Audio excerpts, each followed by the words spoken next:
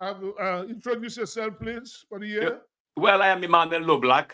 All right. So, I'd like to wish all my fans Happy New Year, health right. and strength. That is very important. You know, I was in Dominica before Christmas, and the talk it wasn't good. You know, in terms of things are hard, especially have the cost of living, the prices out of this world. You know, so you have Yes. reckless prices taking place in Dominica.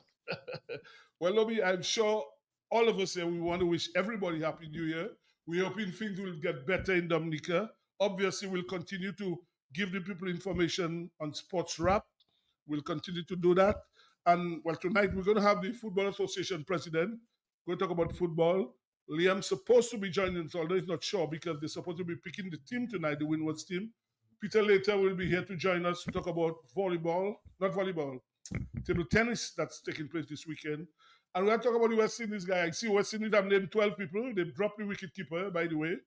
So they've named 12 for the match tonight.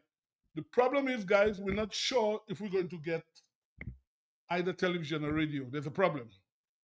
Yes, the West Indies board didn't read early enough. And in fact, I can read for you guys what's happening because there seems to be a problem.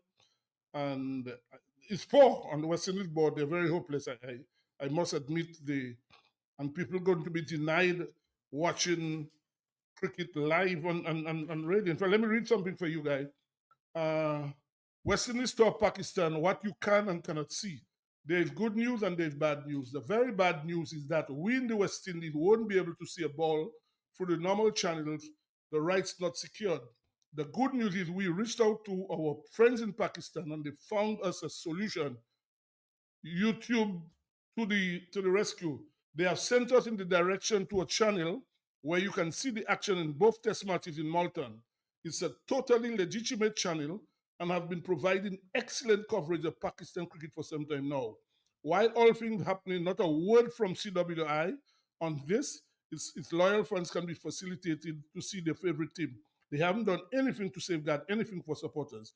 Yet they will, what is it? They will rally around the West End. Anyway, there's a link they sent to watch. It's HTTPS youtube.com Sports Central Office. So that's the problem. We're not sure if we're going to watch cricket. Tonight it's 12:30 because it's supposed to be 1:30, but it will start at 12:30 tonight because I think the Pakistanis, they have some prayers to do tonight. So we'll start at 12:30 tonight, but the other is at 1:30. So that's what's happening. So we'll talk about that when it comes to cricket. So we have a packed schedule. And I say we want to wish all our fans, guys. I'm sure you all know Dr. Fontaine. We already have callers. Let's take them. My goodness. Good evening. Gentlemen, good evening, good evening. Marlene, how are you? Marlene number 1007, boom. My brother, I missed all you last week, like Freddie. Marlene Detush, number 1, Lucille Smith, Blue, and my white. We miss you. I was crying like a one. And let me just say hats off to Matt. He published all you so that everybody could listen to all you tonight. God bless Matt. God bless Q95. And I always enjoy all you. From Cindy Gentleman, from Enzol was there. Also, Louis, yeah. To listen, so put me on all your list. 007. Problem, Marlene. No problem, Marlene. Happy New Year. Thank you. Boom. All right, thank you. We have another caller. Good evening. Good night. Good evening, gentlemen. How you doing? Blue, Happy New Year to you. Yeah. Yes. Blessed, healthy, Most important, healthy, you're right. prosperous, and productive 2025 to you all, man. Mm-hmm. Thank you. Thank you for being there tonight. Thank you, bro. Thank you so Just much. like I go well, we didn't hear, just so you know, Sibo. That was my next. Okay, Anyway, take care, darling. Take care. all. Thank I'm you. listening. Thank you. We have more. Another caller. Good evening. Good evening, Sibo. Hi, how are you, man? How are you? Dr. Fontaine. Yes, good evening. And my other partner, you know, is that Patois. And Well, we can. So, happy New Year. On année, Oui. moi, j'ai tout bagay qui bon. Okay, All thank you. right, thank you. Okay. Well, Sibo, another Zeb, more callers. Oh my goodness. Good evening. Hello, good evening, everybody. I know you're watching your tennis. Anyway, go ahead. Happy New Year. Happy New Year to everybody there on this program. Thank Okay, you, I wish thank you. you all what you all wish. Yourself, Dr. Fontaine, Randall, Black. All of you all Happy New Year. Thank you. Last right, week thank I was you. wondering, well, what is going on? What is happening? Because Well- I say, what happened? You take extra holidays here. But at least you all are there. Yes. And call again. Yeah, because I sit here, I forgot And knocked out thank this you morning. for the wine. Thank you for the You're wine. welcome to that. You're welcome. You're very valued listeners, so we always want to take care of you. Thank you. All right. Dr. Fontaine, I have something to say too. I don't know if you're on the same page with me. The Labour Party look like they're starting their campaign tonight, and they, in a cunning way, talking about the government having town hall meeting. That is just a cunning way of trying to use the local radio station, the national radio station, to do their campaign. How do you plan to counter that? The opposition forces plan to counter that? Well, let's Let's see. take the call and I wait your response. Good evening.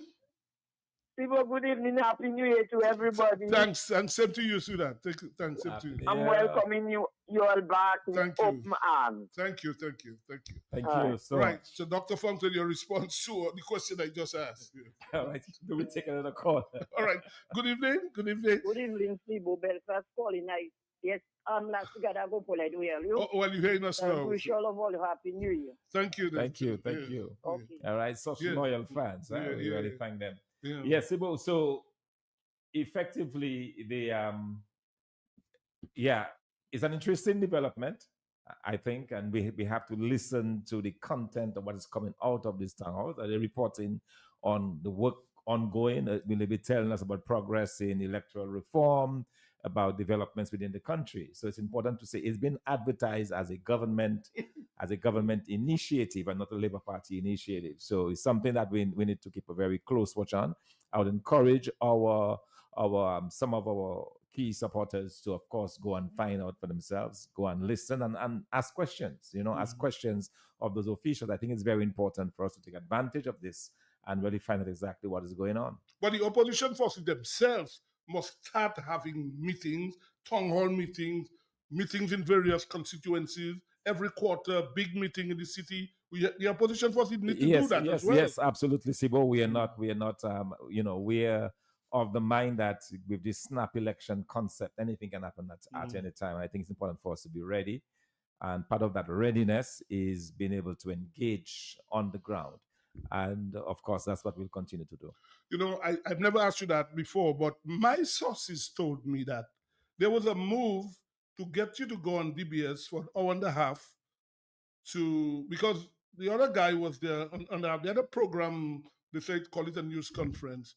Did anybody mention to you about getting on DBS on a program? Yes. I can say that I'm in discussions with DBS. Okay, because my sources told me you were consulting. I never asked you that before. Yes, it is correct. Right. So I'm just waiting. I'm waiting to see because the Prime Minister was given time, and I think it's only fair that the other opposition. In fact, I'm forces monitoring that Yes. because I'm waiting to see what goes on with that, because I know there was a move to get you on, and some people tried to block it.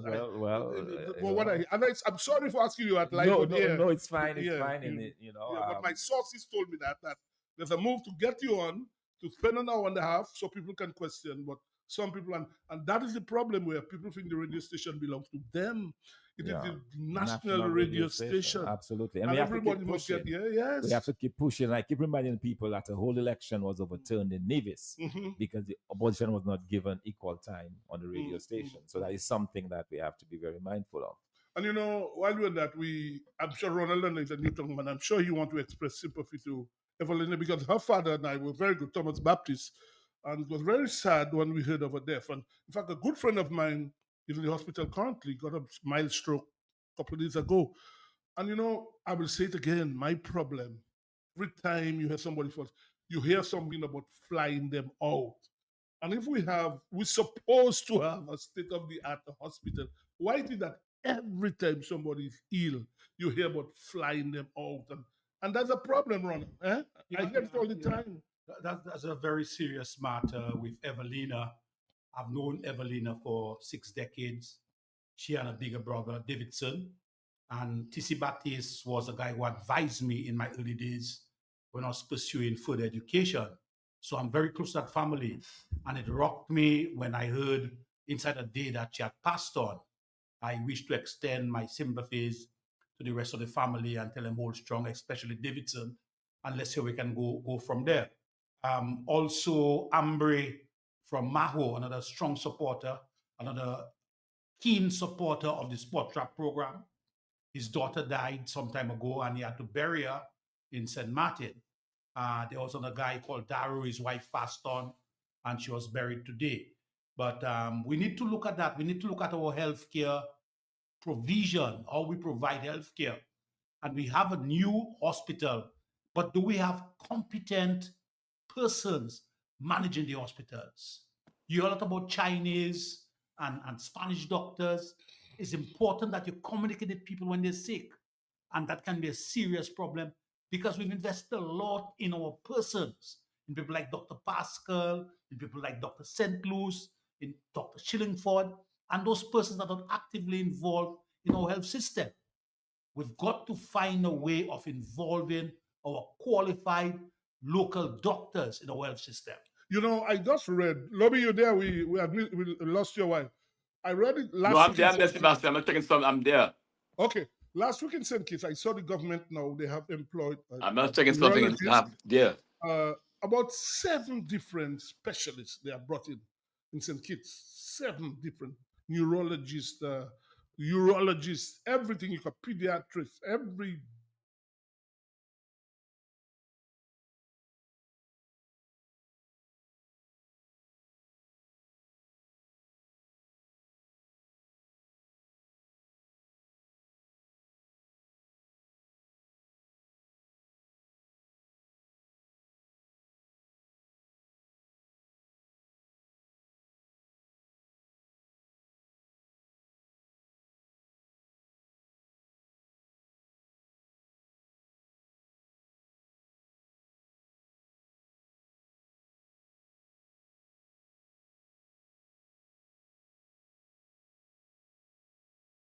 My mother for blood clots. My mother stayed there for how long? When she died, they telling us not blood clot, it's stroke. Yeah, we have the best hospital. And if you're tired of somebody, just bring them in the hospital. And the next home for them is either renal, change to rest, or Northeastern funeral. Yeah, we have the best hospital. And let me tell you that everything we have to buy, not even paracetamol there. We have to buy everything for the lady. And they give us 4 prescriptions, same thing in one day for the lady. So yeah, we have the best hospital. We don't have the best hospital. My mother wasn't sick to die. And number one, when people go there, if you don't check in your people, when you go there, they have bobo carbon. About your bobo carbon, people getting in that freaking hospital. Yeah, we have had them good hospital. If the hospital was good, why he don't make his children in that hospital? Why he send his white America make the children? Okay. I'm breaking my life. Thank you, caller. Thank you. Because there was a time when we both did. Let's take this caller. Good evening. Yes, he running after all our great minds, our doctors. He don't want to see them. He don't want them to come back here to Dominica. But he welcomed some Chinese doctors or nurses yesterday. Big welcome. Thank you. You know, I have nothing against Chinese or Italian, nothing. But the problem is when you bring these foreigners, the language problem is a problem. It's a serious problem. The hospital people can't understand. And as I say, I can't question the professionals of these people. But why don't we get, I'm sure we have plenty of people who specialists we can bring here, or even from the Caribbean. And every time you have Chinese, and as I say, I have nothing personal against these people, but they need to do better than that. And as I say, the hospital, they need to do a better job. It is concerning, and people get scared. You hear what the lady said? If you're tired of somebody, just bring them up there. Send them up there, and then that's the end of them. We have another caller. Let's take the caller. Good evening. The language barrier is a real problem. Yeah, it is. I was up there with an 87-year-old aunt. Sibo and the Cuban doctor trying to tell her something. And the lady couldn't understand shit the lady was telling her. I had to try to see if I could break it down for her, try to understand the lady because I'm younger than her. My mind more advanced to what the lady was saying.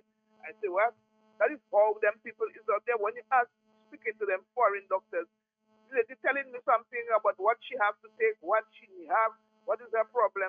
And I couldn't understand 85% shit of what the lady was saying, Much less for the elderly person. And a lot of that is a real problem for our elderly people going to that hospital up there. We have a big hospital, but we have got the qualified people per se, plus the equipment. We have Feng Shui, we have Hai Chu, and we have all Long Chu machines inside there. But none of them can do that work. Bye-bye.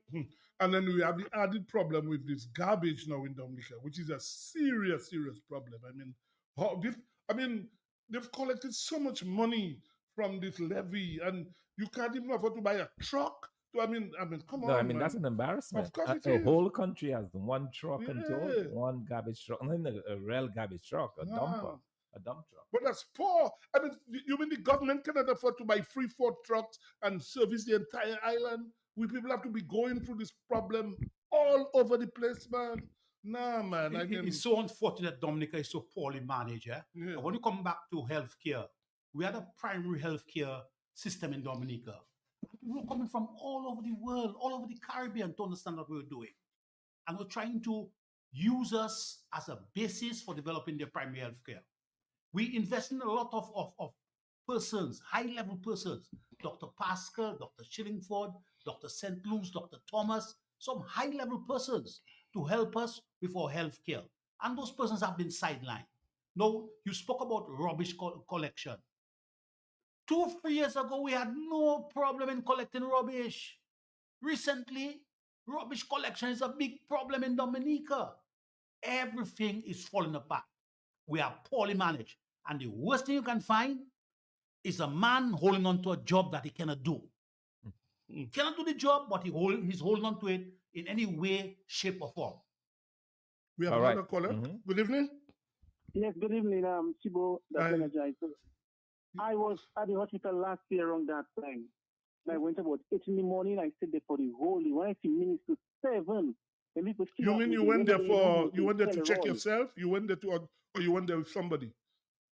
No. I was there for myself. I was sick. Okay. And then for my name is Lloyd, and she said Elroy. I said, but I just think morning to leave and I had to go. I said, Papa Bonji will die. That's why I make this song, Give us a little liner, please. A cappella. Come on, do that. A cappella. Please, now, do that. A cappella. Dominica upside down. She upside down. Yes, we inside out. Dominica upside down. Yes, she upside down. Yes, we inside out. I say we need a change from this corrupt government. Yes, my people, we need a change. You know what I mean? Yes. Thank you. Could not have said it better. Yeah, but everybody has a problem. And as I said, this garbage thing is another serious problem. And I cannot imagine in a country, as Ronald just mentioned, the place is badly governed. That's the bottom line. Badly governed. That's the bottom line. Because you cannot tell me they cannot find money to buy 4 trucks in Dominica. We have another caller. Good evening. Hello, Sibo. Yes. I don't tell you what I know. I don't talking on any podium. I don't tell you what right, I know. I work at the hospital. Yes. I was a junior clerk up and we had an office called Steward's office. There was a nun there. Sibo, you had Dr. Sorrento people used to come here to have Dr. Sorrento to do operation. I'm not asking you, I'm telling you. Dr. Warty, who was our pathologist, they used to ask for Dr. Warty overseas. Edward Warty, he had to travel overseas to help the other Caribbean islands as a pathologist. Mr. McIntyre, Dion McIntyre used to call him Mr. Mac. Sibo, and you all there, Mr. McIntyre used to do 14 to 16 operations in one day. I'm not asking you, I'm telling you. Because I used to type the list, you understand? Okay. And when he finished, he said, Mr. Mac, you finished already? He said, yes. And big operations, hysterectomy, all kind of things. 14 to 16 operation Mr. Mark used to do in those days. You understand? Mhm. That's what I know. We had a private ward. You had to pay $5. You know, we had the private, well, I'm Right. older than you. Okay. The private ward, you had to do a few steps. So you had to pay $5 a day. So who wanted to go to private ward would go to private ward. You understand? Mhm, yeah. This is also services to go. And you know, good. I'm not saying we don't have. I'm just talking what I know. Right. And imagine once they had special nurses for the theater. They had Nurse Sarah and Nurse Laura. Once they brought us in there just to see what happens, not while the Dr. McIntyre there, you know, while they there. Mhm. And we had to scrub ourselves. We can't go in there without sterilize our thing.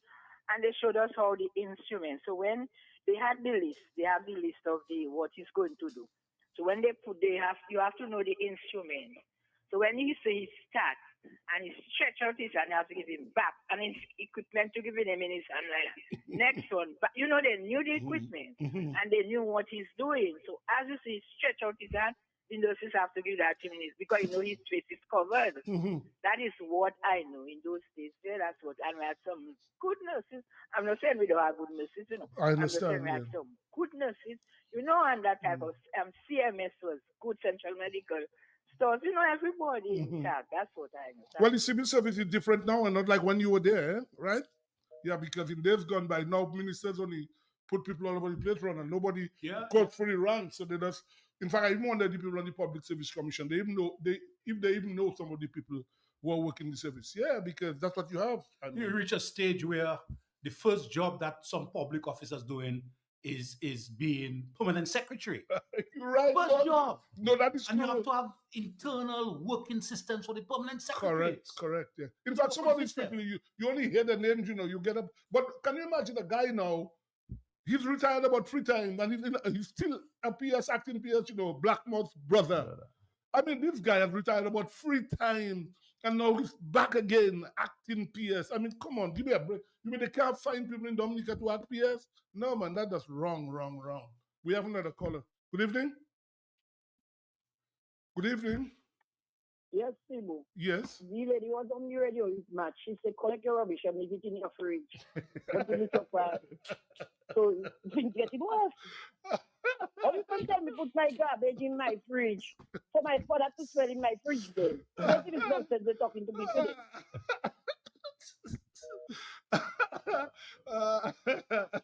Lobby, we're not hearing you, man. What's up? We're not hearing you at all. Lobby, we're not hearing you. Your mic is muted? Yes, Lobby, your mic is muted. Your mic Yeah, is muted, no, Lobby. I'm fine. Go ahead. I'm listening. Go ahead. Okay, because we have another caller. Let's take the caller again. Good evening. Hello?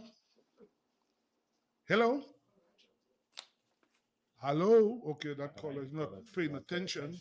Yeah, probably listen to the radio. That's what happens. Something. But like I said, something has to be done because people every day there is like an event in Dominica. You know, some problem. If it's not garbage, it's healthcare, it's whatever. It's not a problem. Everything. Yeah, every day. I think at the very heart of this is as Ron said, is just the lack of management. Mhm. You know, you have a man in charge who should not be in charge, quite frankly. And he's been there all this time, and it's a mess. You know, we've come back, we've climbed it down from where we were many years ago, and it's really unfortunate. More callers. More Good evening. callers. Good evening. Yes, good evening. Yes, good evening. Happy New Year to all. Thank you. Thank you. Same to you, man. All right. Now, let me say this. I think we're not supposed to ask anything from this illegal prime minister, excepting protest for him to leave office. That is what I am saying, because we cannot allow this illegal prime minister to stay there and call another election, because he knows how to manipulate the system. And as you see Carnival coming, well then, he going to make his people vote, and then. Anyway, good night. Thank you. We have Thank another you. caller. Yes, let's take the other callers. We have another one. All right. But you know, even when you hear a prime minister in a country has to go and have a meeting with teachers. I mean, that shouldn't even be a minister doing that. That should be a permanent secretary to meeting with teachers. We have another. We have. Good evening. Gentlemen, how can a person tell a person, leave your garbage in your yard for months. If you leave your garbage for 2 days, 3 days, the garbage smelling, much less for months. An election around the corner, so all meetings in all Kuwe, all around meetings around, right? The people and them, they never check the people. Now election close around. Now's the time they calling people. And the lady for the garbage should give the account how much money they collect.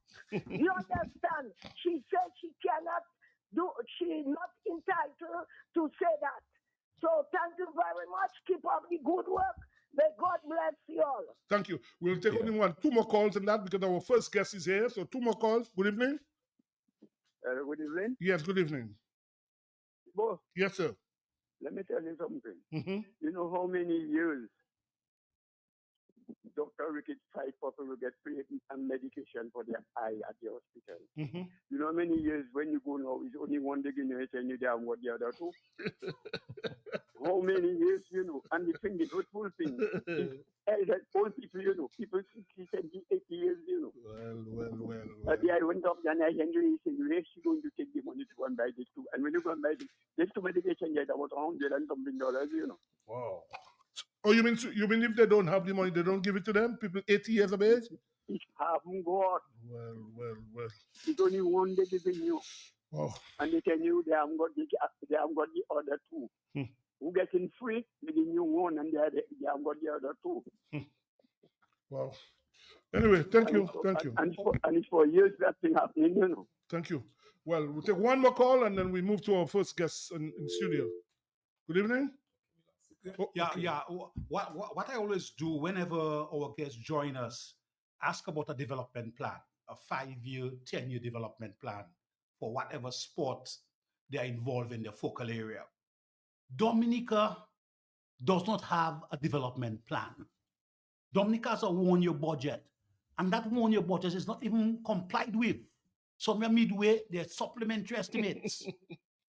Dominica needs, and that's one good thing that Piero did. Piero instituted an integrated development plan. Advises government to go and revisit that integrated development plan and see if we could develop a plan for Dominica. The same guy that was throwing chairs behind Charles? Yes, yeah, because 25 years, the guy that throwing chairs behind 25 years, we do not have a development plan for Dominica.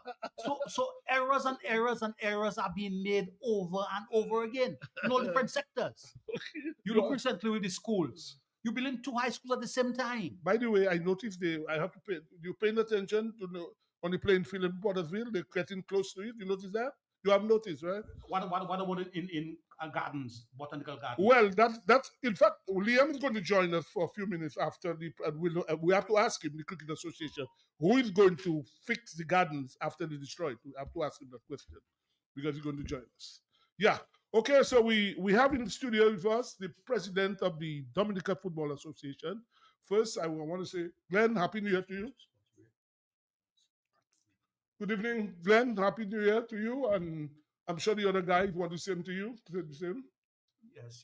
Mm-hmm. Yeah, well, Happy New Year to you all also, and not just to you all, but to your listeners. I know you have a wide range of listeners in Dominica and further afield. Correct. Well, Glenn, let's get straight to it. I mean, I think you all have football going on right tonight as we speak, right? Yes. There's a match going on. Well, no, the match Cardiff took one tonight. We had to pull it off because actually it was the game that was supposed to continue. Okay. And the official in that game couldn't make it tonight. Okay. So we cannot change the official.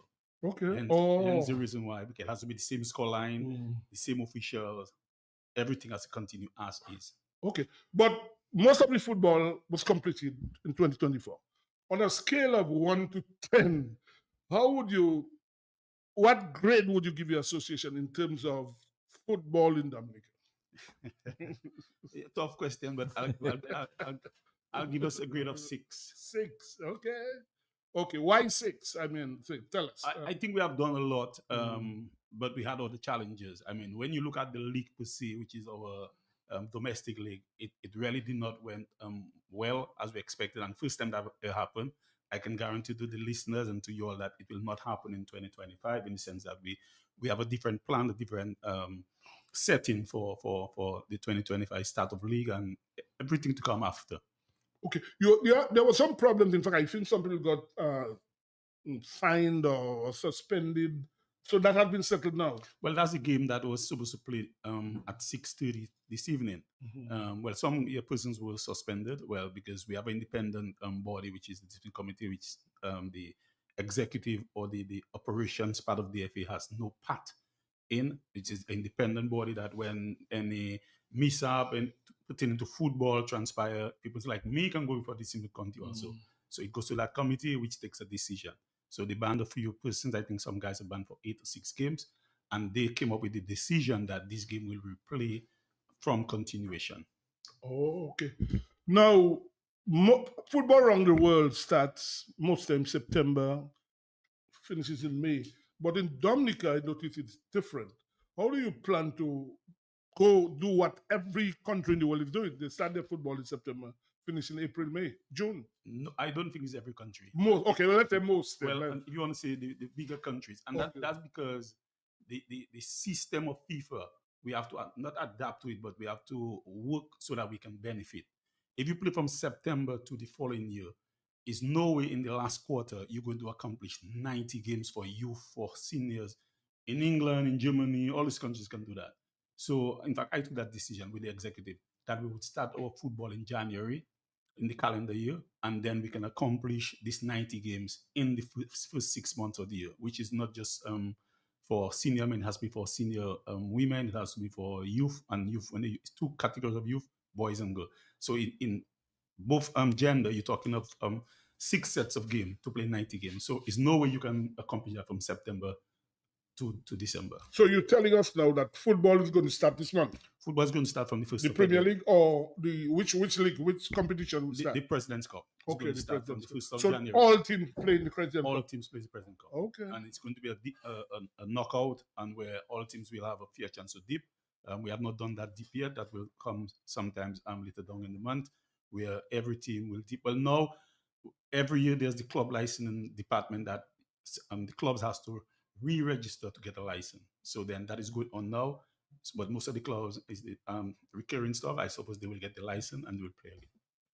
Yeah. As I said previously, Glenn, what are the plans and programs for development of football over the next 5 years? Well, the DFA has a strategic plan, and that will encompass for the next couple of years. I mean, in fact, I just came, just myself and the general secretary, which is the CEO of the office, just came from Miami a few weeks ago, where FIFA with other countries was giving insights, the best way to come up, because we're talking football, of your strategic plan, and we just did that just in December. So that is something that we are working on, but we definitely have a strategic plan for football. Yeah, I remember you in the early years together with me playing for Spartans, and you used to play outside the right, inside the right. Very, very aggressive outside the right, beating 1-2. Now, when I look at football, the most exciting player I see on our football team is our goalkeeper, Sabin. Sabin is a very good player. I look at the forward, I look at the midfield. I don't see any players in the midfield creating space or trying something. On the forwards, I don't see anybody beating 1-2 and doing things. What plans we have for technical development of players? Well, I want to go back to what you mentioned, but you have to understand that originally came from the school at the time. When I'm in school, I came from grammar school. Oh, by the way, I have to say that today is our old school Founders Day. I nearly forgot that, man, Glenn. We have to big up our school. That's the oldest school in the country, not like SMA, right? So we have to big up our school. I know, that's what I'm saying. Look, SMA, 2 of them, Lobby and Dr. Fountain. So we are grammar school boys. Our old school, the oldest school in the country. Go ahead. Exactly. So I'm using the grammar school. It was a nursery for sports development. And one kind of thing that away. I'm not saying comparing it. I don't think we have a nursery at the grammar school. That's what we have. that what we had yesteryears. So that itself was industry. Even the clubs, right? The clubs now have more benefit now, and we are not seeing what they should be doing in their community, because football or any other sport is the number of times you would rehearse, you would train, so you make that error over and over, and then you come better. The kids now, or even the clubs, they're not doing this. Only when the league's about to start, maybe persons are in training, which can't help. The national team before was vigorously in training in the morning, although we had to go to work. I can go into national training in the morning and still go in the afternoon. Now you train once a day. I mean, one might say, you know, and now you have more benefits in this and that. Players are getting some form of stipend. But I can recall going to train at 5:30 in the morning and still go to school. And then in the afternoon, go back to train again at 4 o'clock. Toby, you want to ask a question? Yes, Sebastian. The first question I want to ask Glenn is this: when he took over from Patrick John, he was the vice president under Patrick John. What has happened to us right now is our standard. We have dropped so low in the ranking. That's the first question I want to ask. What has happened? Well, it comes back to the same club. I mean, the standard didn't drop too much in the beginning. The standard around Mr. John time was still in the 70s, and now we're still in the 80s. So it wasn't a drastic drop. I remember one time Dominica came to 160 something or close to 150.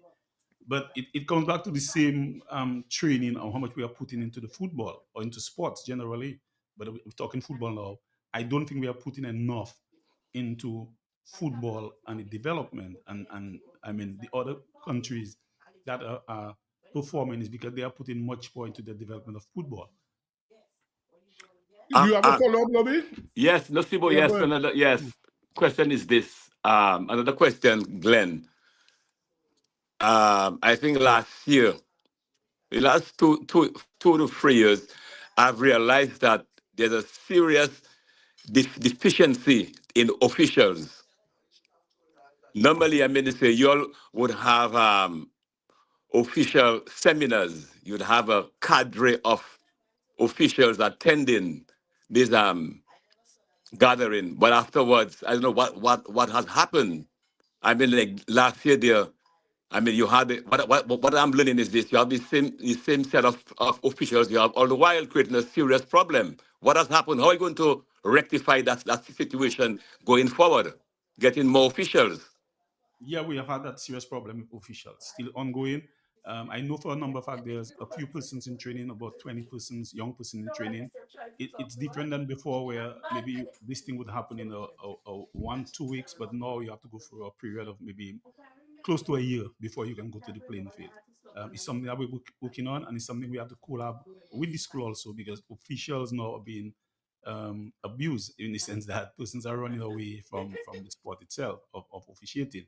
And even today I talk to officials, they know he must understand that, because not that I like the abuse that they're going through, but it's just human nature that anytime a team lost now, they are blaming the referee. The referee's coming under some serious blows. And we had an incident where some stones were thrown and on all these things. So it's a different era, like I said, but it's not something we had to give up on. So I know there's a cadre of referees in training now, about 30-some persons in training now. Hold on, Lobby. We have a few callers there, several callers. Let's take it. Good evening. Yeah. Yes, good evening. Happy New Year to you, and Sports Shop, and all the panelists. Thank you, man. Happy New Year to you. I just called to make a correction. Grammar school is 152 years old. Maybe the oldest co-headed school, but convent is older. Convent is 167 years. I just called to make a correction. Okay, thanks. Well, we have a historian there, so he'll probably confirm that. Well, you sure of that? Are you sure of that? Sure. I always thought grammar school. I thought grammar school was the oldest school. That's what we know. Well, Dr. Fontaine, I guess you will have to check that out. Sibo. Okay. Yes, Lobby. You understand that convent before was co-ed. Boys used to go to convent. You mean the big school, long time? Yeah. Before, Check it out. Let's go back. Okay, hold on. Let's take a call now. Good evening.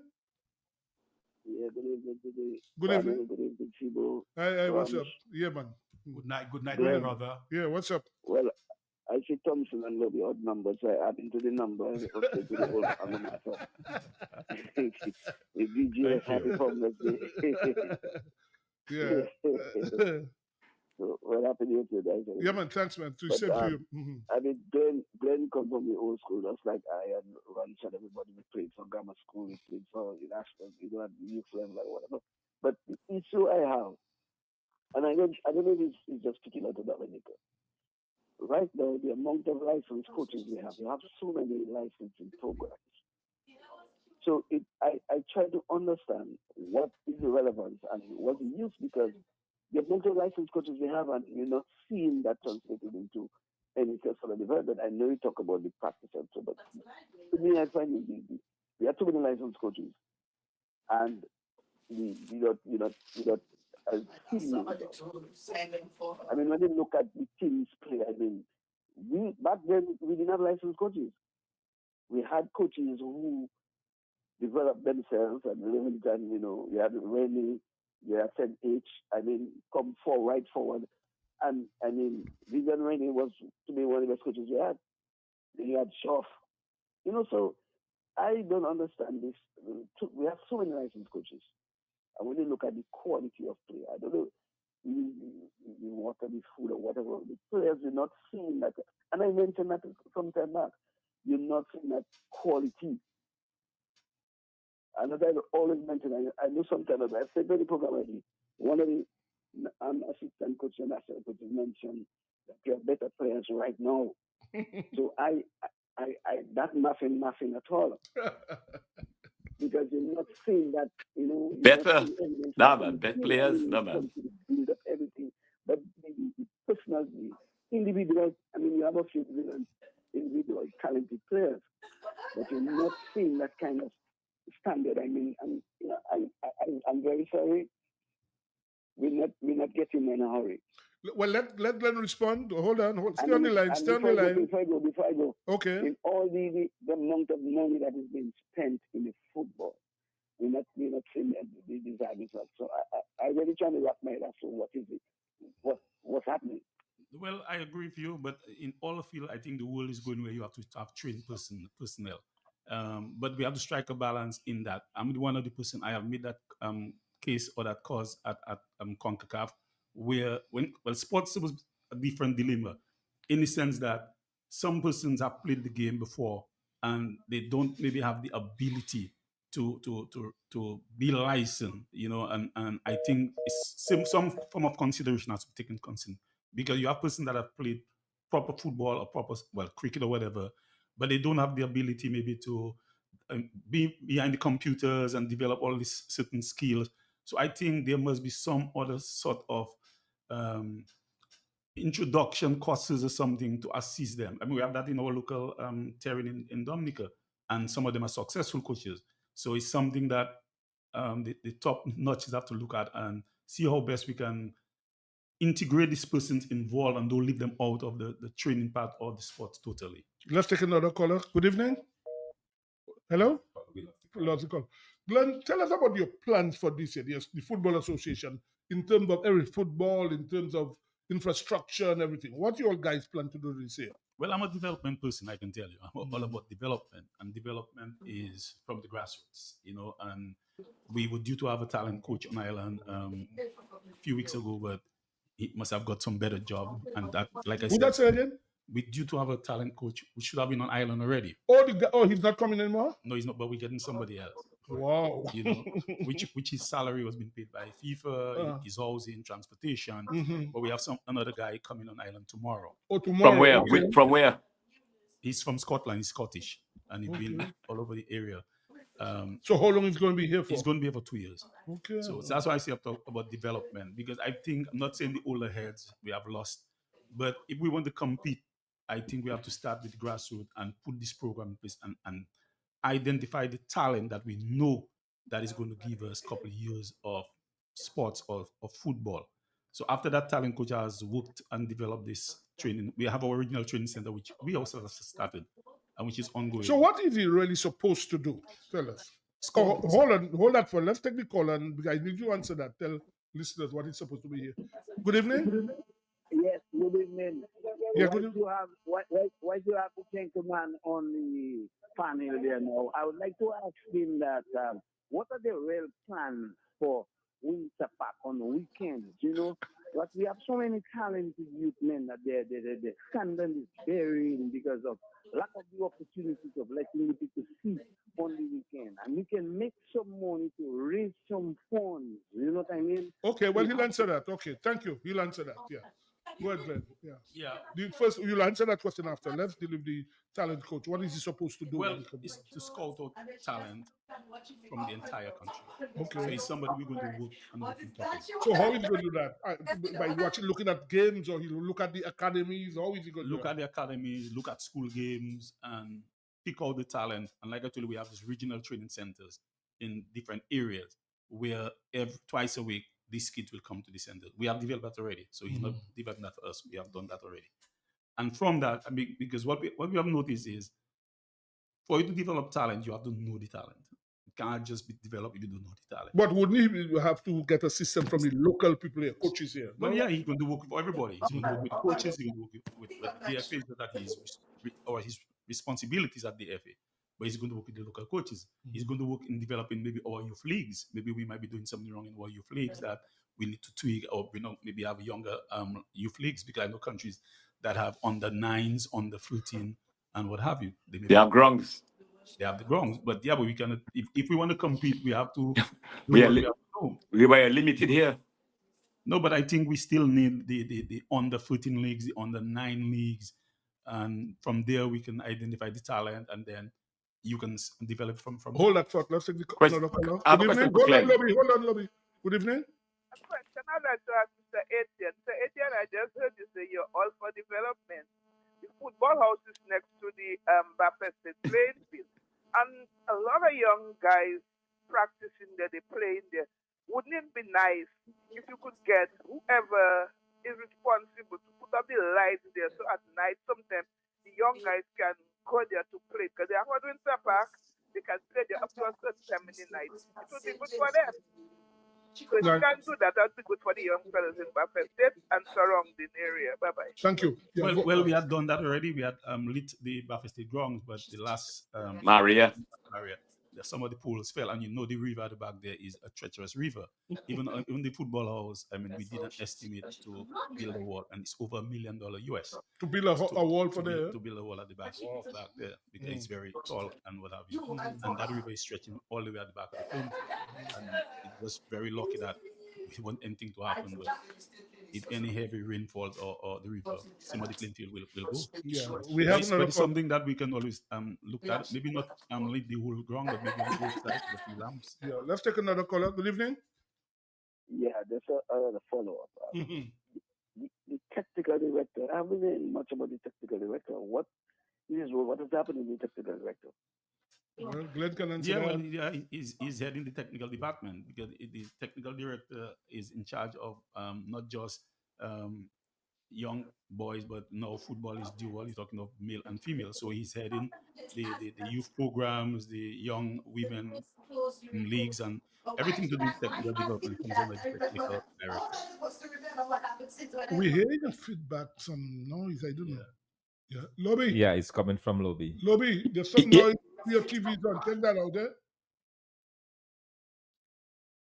All right. Yeah, go ahead. Yes, but Glenn, in terms of you're starting this year, you're going to restart the football. Can you give us a little rundown as to which teams moved up to the league and which were demoted last year?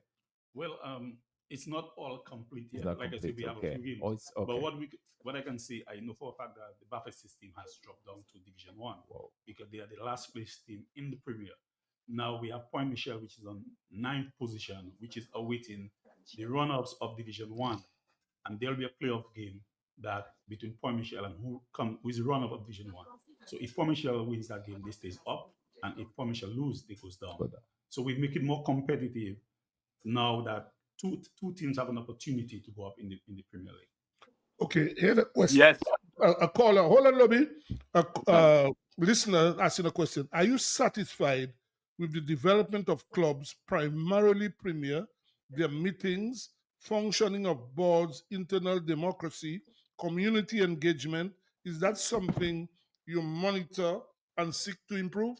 You got everything? The person I get everything. I'm not satisfied with the club because, like I told you, 20, 30 years ago, where there was less investment, and you could see more clubs functioning at clubs, having regular meetings, and paying more attention to what was transpiring in the club. Yeah, they come on the club's name because they must be clubs to get a license.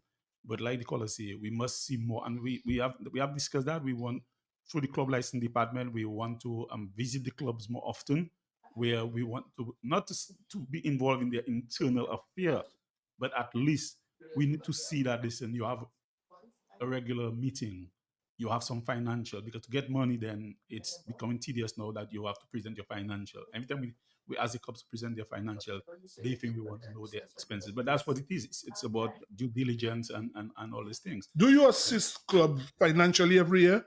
All the clubs? Every year we give clubs for the past 8 years $5,000 every each club in Dominica. Each club, whether it's Premier, whether it's third division, whatever. And we go beyond that. If you have a women, we give an additional 2. If you have a youth, we go give an additional 1. So sometimes clubs walked away with $8,000. So what that money is for? What they're supposed to be using that for? For football development, in the sense that whatever transportation, because you have to pay to come to the game. You might have some kids that are unfortunate in purchasing their footwear. You can help them with this. Some person, like now we have an incident with a person that have medical expenses. You can have anything put into your team and your club, it's fine. But when you give the clubs that money, you don't follow up to see if the money is used for what it's intended? Well, we have put a system in place that for you to receive the next year tranche, you need to bring us your receipts so we can see your expenditures, that we can prove that, listen, that you expend the money into football, put it in football. So, Glenn, in terms of the club development itself, I'm sure you'd like to see probably more individuals step up to help the clubs, because I think sometimes it's just a matter of probably having a greater involvement of persons, probably some specific skills that can help the club itself. I agree with you. I agree. Yeah. You want persons in the community to step up. Right. Yeah. And that would even help the club. So they would spend much of their time doing the training at football business, rather than maybe playing in the administrative part. I know for a fact that the Dublin Football Club, they have that kind of setting. And I'm not saying that because they are successful over the years. We United have that somewhat setting. So you want all the clubs to have something close to this, that you can spend plenty of time on the playing field, but at the same time you have persons that can dedicate themselves to the administrative part of it. Okay, let's go back. Yes. Hold on, Lobby. Hold on 1 minute, Lobby. Yeah, go ahead. Yes, caller, go ahead, please. Yeah. Hey, welcome to the sports rep. Oh, good night, Babs. Well, Happy New Year, man. Good night, I'm glad how's it, man. Okay. I'm okay. Now, I'm listening to the program there. But what I cannot understand now, why is it that now, for the past few years, that all the sports money is being spent and whatnot, and yet you players are playing to an empty field, an empty, no crowd. It happens in cricket. You don't see that in these big countries where the football, you see the stadiums that jump up. Why? When I played, we haven't got tournament, but there was a lot of people coming and see us play. When we had practice league matches in the gardens were filled with people watching us. Why is it that people, unless you have people watching you, you don't get a high standard of play? Who wants to be playing on an empty stadium? And God in heaven, what can be done to attract people to come and look at the fellas play so that they can improve their game? I think that's a problem it's not only Dominica, it's a problem in the Caribbean. Okay. Well, Glenn, you want to answer? Dr. Lobby, after he answered, you come in. Well, the sports has been a form of entertainment. I mean, we have a few persons coming to football now, especially when Dublin is playing, because again, they are bringing their supporters, they are bringing entertainment to the grounds. But like Bab said, that you need all across the board. Before every game, when I played at the Windsor Park, was jam pack, and the game started at 4:00 because people are coming to be entertained. I mean, now you have some of the games that you can see they just going through the motions of playing football. But I'll answer you there, because before people would come, players bring people in grounds, eh?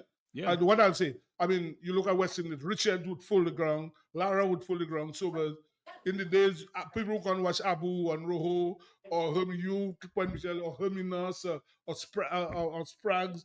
Players must bring people in the grounds, right? Yeah, that's what I'm saying. Yeah, players Because have to bring I can see, talk from Paul Michel.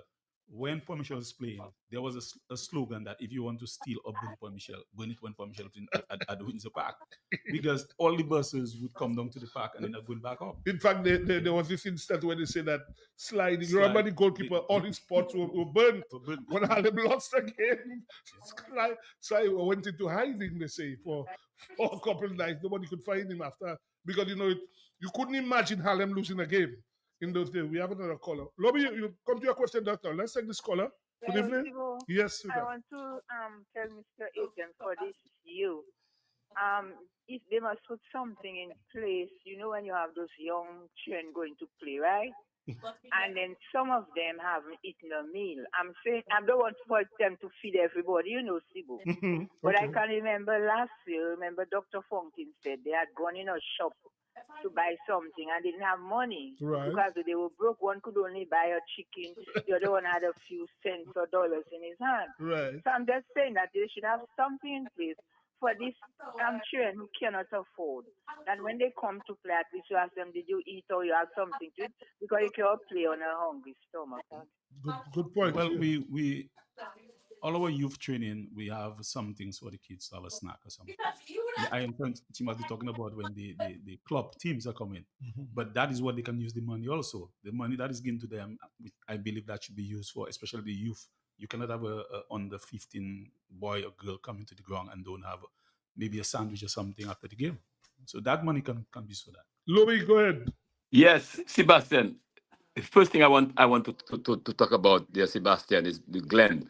Glenn said that each club receives a grant of $5,000 every year.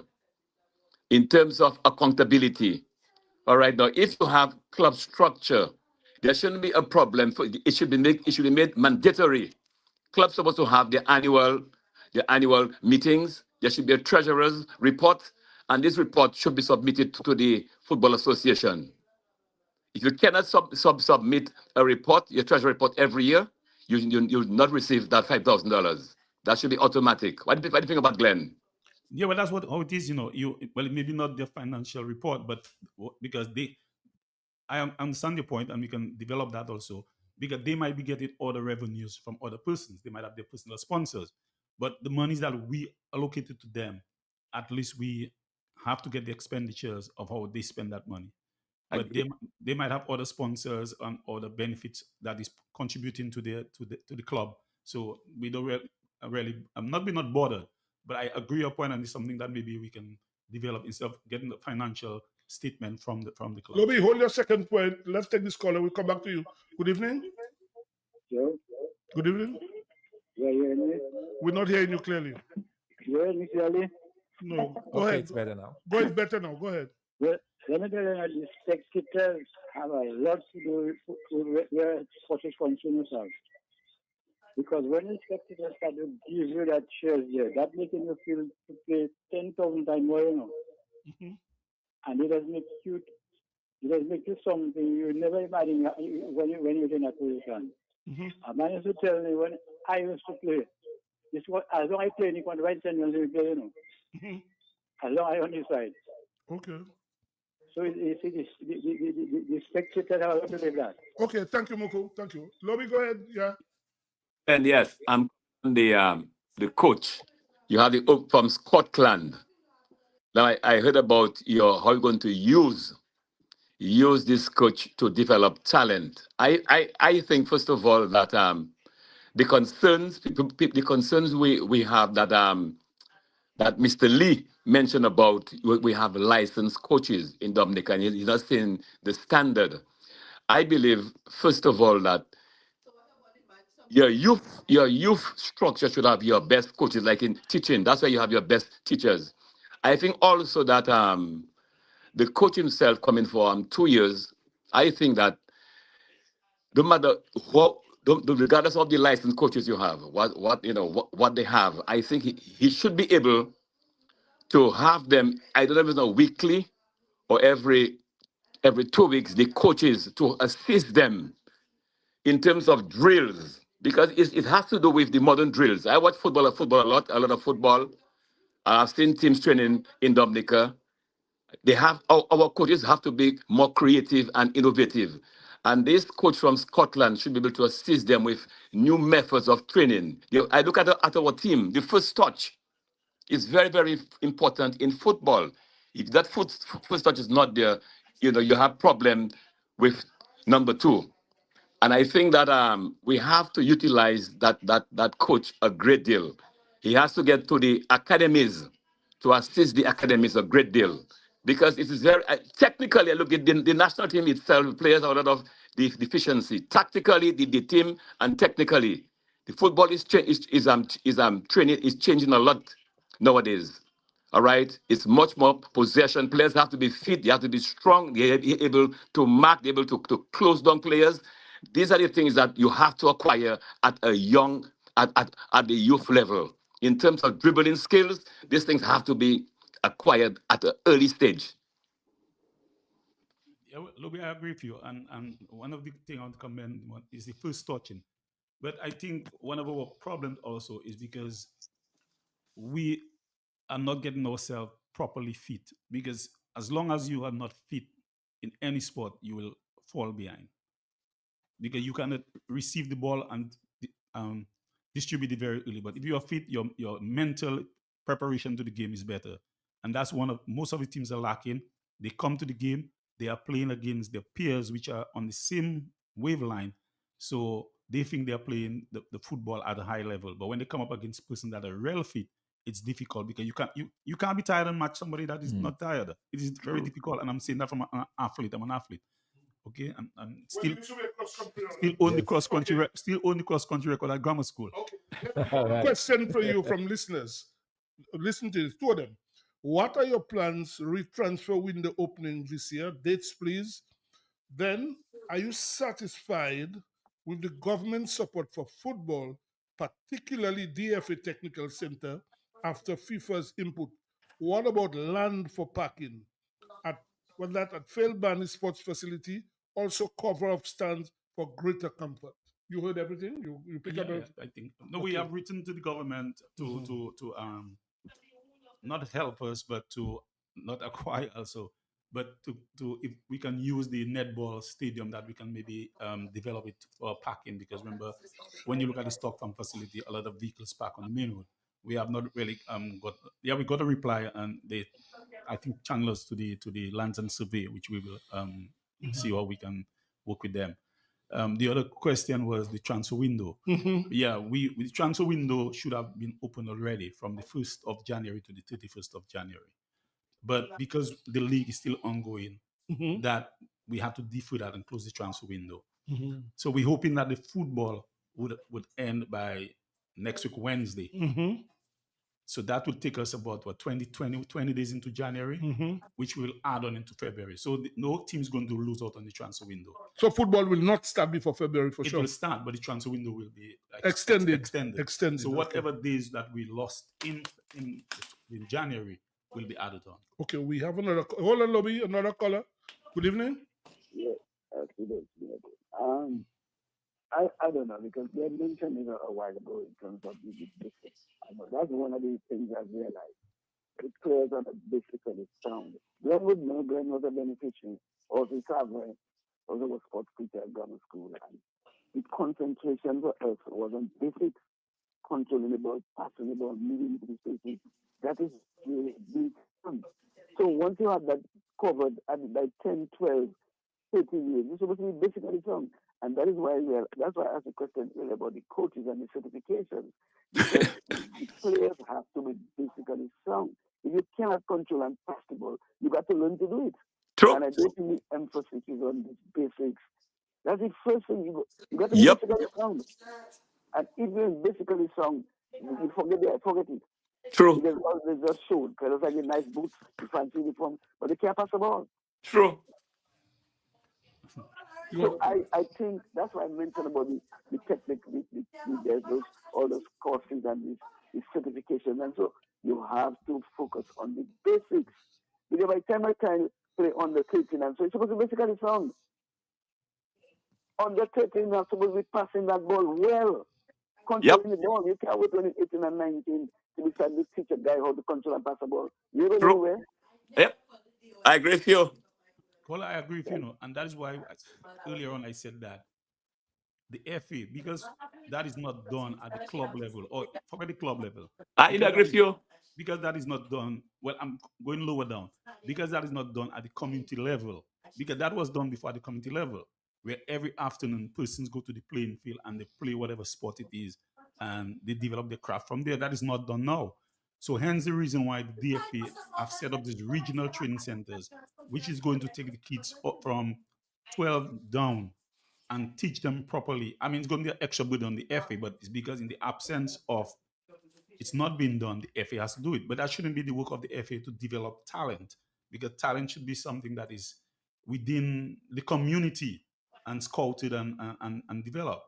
Because, I mean, I'll talk from Paul Michel that every afternoon, every young boy goes to the playing field, whether it's football or cricket. And sometimes you can't get a chance because the older guys are there. But when you get the opportunity to play, you have to show what you have, and then you fit in.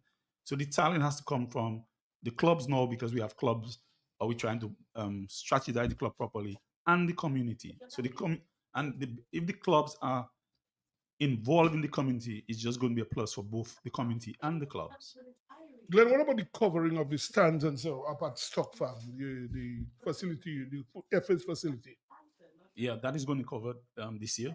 We've started the design on it. It's very expensive, and they're going to be an extension of the stand. So we have 2 dressing rooms now. We're going to have an additional 2 more dressing rooms, media center, a VIP lounge, and it's going to be covered. Is FIFA assisting with that, or FIFA assisting that? We write up a project, and FIFA is assisting. Okay, so when you hoping to start that?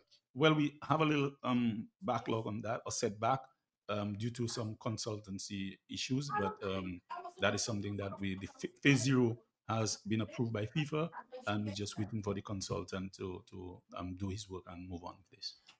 In terms of football for the national team, a friendly match, obviously, in fact, you'll still have World Cup matches to play this year, right? Yeah, we have World Cup qualifying in June, I think. June. So are you planning to have friendly games for the national team? Well, we always have friendly games for the national team. I mean, we have our under-17 traveling sometime in February to Mexico, playing under 17 qualifiers.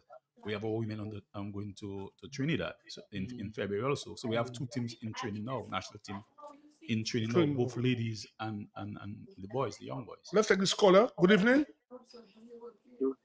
Yes, go ahead. Good evening.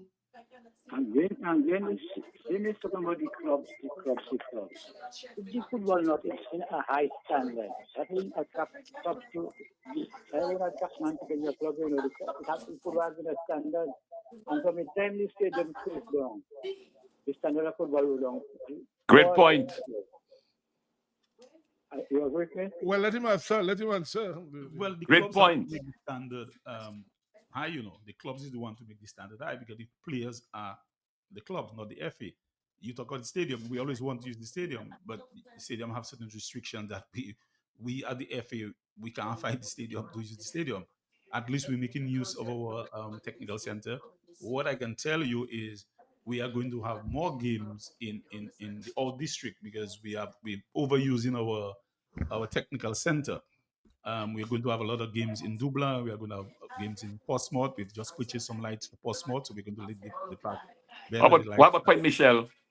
Well, Point Michel has a little issue now, in the sense that the basketball court have been moved on the western side, so there need to be some form of excavation work that need to be done to give you a decent sized playing field. We are also going to use Laplin. Laplin has a very decent sized playing field. We have Geneva. We will use also. So a lot of the teams have to gear themselves to travel out of Stock Farm in 2025. Yeah, yes, Glenn. A caller called sometime and raised a question about the usage of the Windsor Park, and you didn't have a chance to respond to that. How is the Football Association intending to use the Windsor Park to have certain games? Well, we always want to use the Windsor Park. We wish we could use it next week. So what's the problem? Well, the problem is because there's limitations to get the Windsor Park to play the game. I mean, what I can tell you, we have this World Cup qualifiers home and away, so we should have a game on the 4th of June in Dominica. That is BBI. You know, we have route to the Windsor Park for that, but the restrictions in the Windsor Park is you have no lights at the Windsor Park. So hence the reason why you just have to play maybe a Sunday or Saturday games. And football now is maybe played more in the evening. Let's hope, because I heard the Prime Minister talking about lighting the Windsor Park. Let's hope that can happen very soon, because we lost some very high level T20 games because of the lack of lights at the Windsor Park. So I hope that can be retrieved very soon. But the question I would like to ask you is on the Sports Council. The Sports Council was set up 6 months ago, and I noticed you were a member of that Sports Council. What's the latest development of the Sports Council? Yeah, we've had meetings. I think the Sports Council, it's working satisfactorily in the sense that it's an arm to assist in whatever development that the Windsor Park, or not just Windsor Park alone, all sporting entities can assist. But I know the Windsor Park is the priority or the prime, because most person talk about the Windsor Park. So I know the Sports Council is doing what they have to do now. I must say, they have a number of meetings, and so far I can say that it's to me in the right direction. But let me ask you, as to follow up around, is it something they have to have an act of parliament for it to be legitimate, or what? This Sports Council? I'm not too sure. So you all having meetings? Yes, the Sports Council having meetings. Yeah. What plans and programs? Are any plans and programs there's established? There's some developments that we have to look at and come back to our next meeting and determine what's the next one. Lobby, I see your hands up. Go ahead. Yes, Sebastian. I'm just there laughing, Sebastian, because I cannot see how the council and the sports division can exist. There's a problem right there. You cannot have both of them. You can only have one. All right. I can't see how you can have a council and you have a sports division. So much for that. Now, Glenn, something I have observed there. I have observed coming from the schools right now, looking at our players are very small, Glenn. Have you observed that? Yeah, they're small, yeah. But look, let us go back. Landa is there, Sibo is there, you are there, we are there. The days before, guys were 12, 13, 14. They were well developed. Nowadays, I'm saying this 12, 13-year-old, 10, they are petite. So what do you think have you looked at that?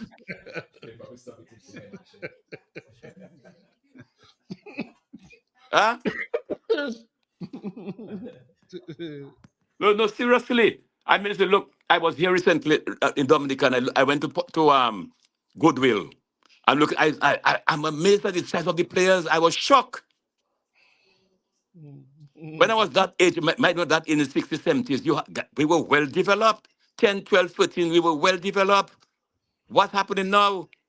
And they're weak. The guy stop it, speaking Nation, man. It's macaroni and cheese. Huh?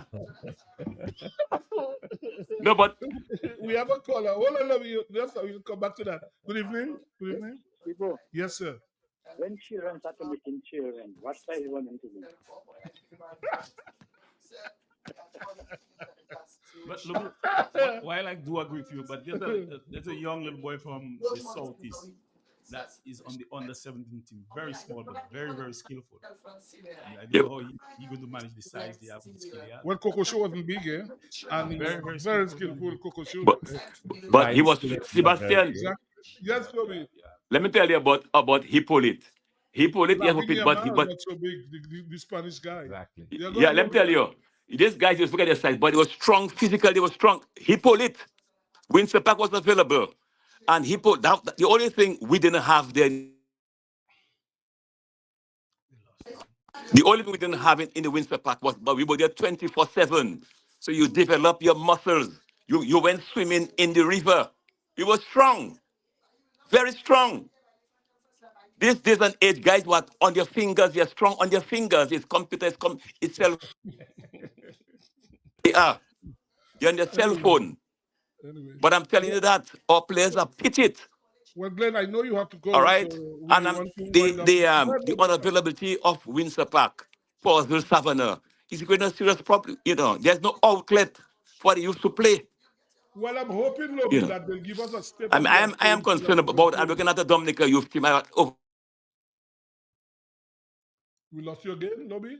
We lost him again, Dr. Fontaine. We seem to have lost him. Anyway, Glenn, we want to say thanks. Obviously, we will need you throughout the season to come and join us tell us how football is going on, and it was nice to have you. On the first hour of that, in fact, that's the first program for the. In fact, you said you thought we were on holidays. You hadn't heard us. So it's nice to have you, and we all. In fact, maybe there's a caller there. The last call before you go. Yeah. Good evening. Hello. Okay. Well, the caller gone. So it was nice having you, and we'll want you to come back again. We'll be in touch, and thank you. And I hope wish you the best in football this year. We hope things work out properly for you all. Like I told you, I'll be back, and 2025 will be a better year for us. Thank you, man. Excellent, Thank you. excellent. Thank you, man. Thank you. Thank you so Thank you, much. man. All Thank right. you. Thank Thank you. you. Thank you. Yeah, we. Steve, you know, as we make the transition into the next program, one of the things is the condition of our playing field. Someone just reminded me there the conditions of our playing field. I don't know if you guys saw it, but I posted a video that went viral of the Woodfordale playing ground. Mm-hmm. You could barely make out the uprights of the goalposts. Bush, you mean the bush that fell like that? The bush was so high. Now, interestingly, I put out that video on, I think it was today's Thursday. I think on Monday. Mm-hmm. On I have to see it, yeah. Wednesday, they had people clearing the Woodfordale. Well, you see, it's good for things like that to happen, eh? Yeah. I mean, somebody so like you. it's just, so I posted the video of the clearing up because it was, I said, but did it have to take a pronouncement or video or me exposing this on social media public for them to act? That is a playing field that is denied, and there is one. The same thing in Mount John. There is a playing field that we used to play as young kids, and now it's just overgrown with bush. It is dug up. It is no place for the young people to play, and I'm sure there are other areas of Dominica where you have that, and that is something that we I think we have to spend some time on. Probably not in this. You're right, yeah. But something that look at Pottersville. Look at the Pottersville playing field. As our Celtic Sports Club, we had 2 concrete wickets to the far side, and guys were playing big games on the Pottersville playing field. Look at the state right now of the Pottersville playing field. You wonder really what's happening on Pottersville playing field. Yeah, we have another caller. Good evening. Hello. Caller, go ahead, yes, please. Good night. That is the man himself. Yes, sir. Good evening. What's up? Good evening. Happy New Year to you all. Yes, when we was playing football in our days, I know Glenn Etienne is not there presently. He left. Our own exercises, We used to go in the sea, in the water, and on the sun and sprint. We had muscles. When you see us coming, you have to run. We develop ourselves, but now we have so much modern thing to do. Easier than when we was doing it in our days. And when I watch our players, they're lacking a lot. I watch some of them. And the next thing I want to speak about is the Barber State playing field. I'm very, very disappointed with the Barber State committee and who in charge of football in Dominica. You must take a spin and until the goalpost. The grass is the height of the goalpost, facing up to the valley side. Wait, that in Barber State? Returning wall, because when during Maria, the river passed there, and the field, the fencing facing to the river, all that fell down. So if they put a returning wall there, they put back the light, they put stand above the road area, you could have a nice mini ground to play matches at Barber State presently. You find them on the 14 or what lower down, practicing and night passing in the morning. It's so shame to watch the amount of grass that is on the field. Thank you very much. Yeah, thanks. Yeah, but just to supplement the point that he made, whenever we came to train, especially in the afternoon, you have to do a long run before you start training. You have to run to Palm Grove. You have to run up Jack's Walks. You have to do a long run before you start playing. So by the time you came back down, your muscles were very strong. And you played for an hour and a half. So you were a very strong individual, depending on what section of the field you're playing on. If you're a defender, it's very difficult for fellas to pass you or fellas to get free shots. If you're a midfield player, you'll have the skills of creating space and distributing the ball. And as I said to Glenn Etienne, if you're a forward man, you must have dribbling skills. You must be able to beat a man. And we've seen all successful teams from the time of Brazil, they have certain players that have certain skills where they can dribble. When you dribble a man, you beat one man, that's one man less. That's more space that you can create. In fact, if you dribble 3 men, oh my God. In fact, you look at this guy from Spain, Lamar. I watched the guy score goal, beat about 3-4 men, so you're right. And well, the same thing I was saying, and I mentioned it, Lobby, you don't have guys who really take on people now. In football, you hardly have that. People who take on defenders and go through the defense. And that is what is missing in football. It's really missing. Very, very. Because you look at even Brazil now, they have the guys who taking on people. And you expect that from a Brazilian team. You expect that. What about the fellow from France who got France? Mbappe? Mbappe. Yeah. Because Mbappe could be 2-on-2 and create space and pass the ball, or he scores. You know, you need that. You need that. And you need to control the ball. You need to first touch, create space as a midfield player, good passes, and more importantly, the forward men need dribbling skills. The defender was a defender all my life. And men don't get no free shots on the goal. No free shots. Make it very difficult for guys to kick at the goal. So we protected our goalkeeper. But you don't see that. Luckily in Dominica, we got a very good goalkeeper, Sabin. If we didn't have a goalkeeper of Sabin standards, Dominica get 10 love, 15 love every game. Yeah. Okay, we have with us on the line Liam. Liam Sebastian, the manager of the Windward Islands team. Also the second vice president of the Dominica. Hold on. Hello? In our youth days, we had it called dribbling to score. Oh, I think I got the... Muku. Dribbling to score. Hold on. We have a cross line there. Yeah, is this Liam? Yeah, hello? Liam, you on the line? Yes. Okay. All right. Liam was supposed to be in studio, but Liam, let's get straight to it. You leave in a few days to join the Windward Islands team in preparation for the first class competition, which starts in less than 2 weeks. From your interaction with the people in St. Vincent, how has training been going on so far? So far so good. I would say they just finished a 3-day practice match yesterday. So today is a rest day, and then tomorrow they have the fitness test to conduct. And the scores have been very encouraging from the match so far.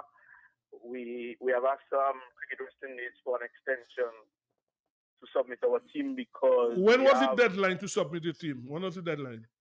Well, the deadline should have been... When is the 17th? The 17th is... Well, tomorrow. The deadline should have been tomorrow, but we're not able to submit the team tomorrow because there are some people who have not met the fitness requirements yet. So we want to give them another opportunity, as well as there's another practice match starting on Monday. So there's another game and the fitness requirements, well, another fitness test for those who have not met the requirements so far. So we have asked for an extension to submit our team. Yeah, but to me, nobody should be given extension to get fit. You're a professional cricketer. That's what you're doing for a livelihood. They knew what they were supposed to do, and to give them an extension, because remember, the implication, the board has to book the flights for team to travel. I don't think the problem. Anyway, tell us about the scores in the first game. Who are the outstanding guys who made runs, took wickets from the first game? The two teams, one was captained by Sunil Ambrice and the other one, Kenneth Demba. Right. Sunil's team made, I think, 403, in the first innings for 9. Sunil himself scored 140. I don't remember exactly. And then they had other guys with 20s. Gian Benjamin scored 20 somebody in the first inning. And a few other guys scored in the 20s. Demba picked up 5 wickets in that innings. The second innings, Demba himself scored a half century. He scored a half century in the first innings and 40 somebody in the second innings. Gian scored a half century in the second innings. Very good. He scored 68 or something like that. Wow. Ryan John scored 40. Stefan Pascal with 40-something. So there are a lot of encouraging scores. Maybe the bowlers need to find their feet a little bit because the scores so far have been batter-friendly. So maybe we would have, besides Demba, the outstanding bowler so far, most of the other bowlers would have struggled a little bit on the track in the practice game. What about Jalen Tyson? Is he fully fit? Is he okay? Tyson? Well, he's there. He still needs some miles in his leg as he ramps up his preparation. He's training. He didn't get too many wickets in the match. Speaking to him, as he said, he felt that he's getting, he had to build up his regime and his routines. If he had a few no-ball issues in the first innings that he obviously accepted, and that. So I guess it's still sometime. We have 2 weeks before the first game. Well, the first game is actually 13 days from now. The game is on the 29th against Jamaica. Yeah, so it's 2 weeks. So I guess they still have some time to. We would prefer those issues happening now rather than when the first game starts. So we would say give them benefit of the doubt that the time now we have between now and the first ball, that the work will be ramped up from all the players. Yeah, in terms of our development of cricket, we see we've got two players on the West Indies team, and Afanaz in the practice game did very well. Unfortunately, got bowled at 99.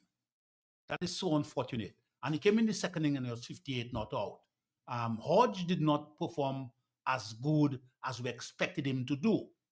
But when I look at the international T20s, I see players from St. Lucia, I see players from Grenada, I see players from St. Vincent, all over the Caribbean out there playing international cricket.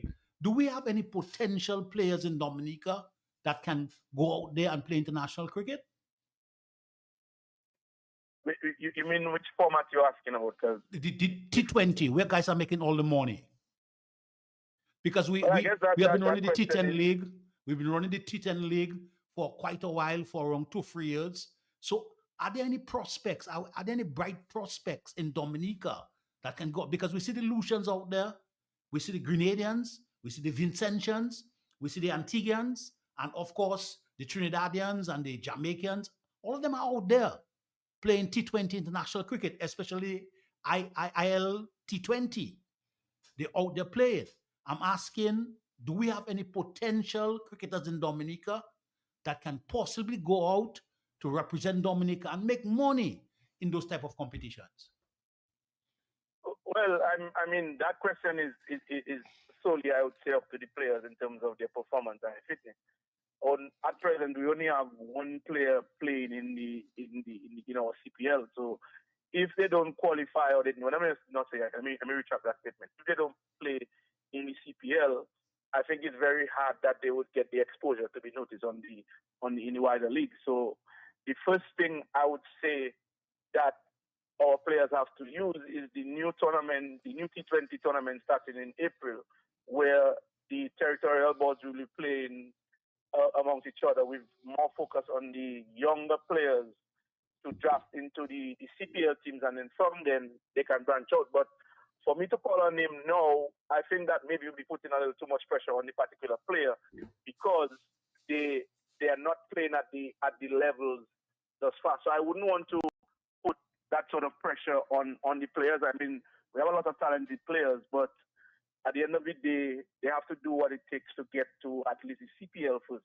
before they can branch out into the international league. Okay. Go ahead. Yeah, a quick question. Coming back to the Windward's team, are we going to be seeing cricket here in Dominica this year? Yeah, definitely. Our third match, we have the first two games are in St. Vincent. The second one is a day-night against Trinidad. And then from there, we fly to Dominica for the third match on the 12th of February to the 15th. That's the last match of the first block. So we play against the combined campuses and colleges at the Windsor Park Stadium on that date that I just mentioned. So when do you expect to select the final 13 for the first couple of games? That has to be guided by the board. I think they have a meeting tonight, so they will guide us as to exactly when we need to submit the team, because, well, for us, we don't have to book any flights because everybody will be in Barbados. Will be in St. Vincent, you mean? Will be in St. Vincent, you mean? In St. Vincent, yes. Barnica is monitoring for injuries, which the extension will benefit us, because there are a few guys with some niggles that may not make it for the first game. So we have to monitor that as well, get the feedback from the medical team. So the board, I guess by tomorrow, they will give us a better idea. We were due to select the team tonight because we were supposed to submit it by tomorrow. But as I said, we have an extension. I'm not sure exactly when, but I believe it will be sometime early next week. Yes, okay. Let us switch to Dominica now. There was some activity in the Gardens for the last 2 weeks. The Gardens now is in a bad shape. Who is supposed to be restoring the Gardens back to playing condition? Is it the association or the people who used the Gardens during that time? Well, the Gardens is in a horrible state, and I'll just try to to be as diplomatic as I can. I think it's supposed to be a collective effort with the BCA and the government, but the garden still hasn't been cleared. So in terms of even assessing the damage, it hasn't been done yet because they're still clearing some of the stuff from there. But I mean, you can see that the garden is in a bad state, so it's going to take some rehabilitation to get it back to some sort of decency that we can play. So I knew a letter was sent before it started from the president. So I think the president will be in the best position to answer that as to how the rehab works will be done. But there were certain conditions that was written for assistance after the whatever the name of the thing they had in the Christmas village. I think after the pack is cleared, then we have to assess it as first and then see what needs to be done to get it back to some playable standards. And in terms of the local cricket now, Leon, are you all planning to have a 2-day competition in red ball cricket so that our cricketers can develop? There's a lot of T10. I heard your president saying that you're all planning to have a T20. Are you all going to have a 2-day competition where the cricketers can bat for longer periods? Yeah, we will be having the 2-day competition. As to the dates, we just basically trying to get out of the first class season in a sense because we have the women's competition as well in February.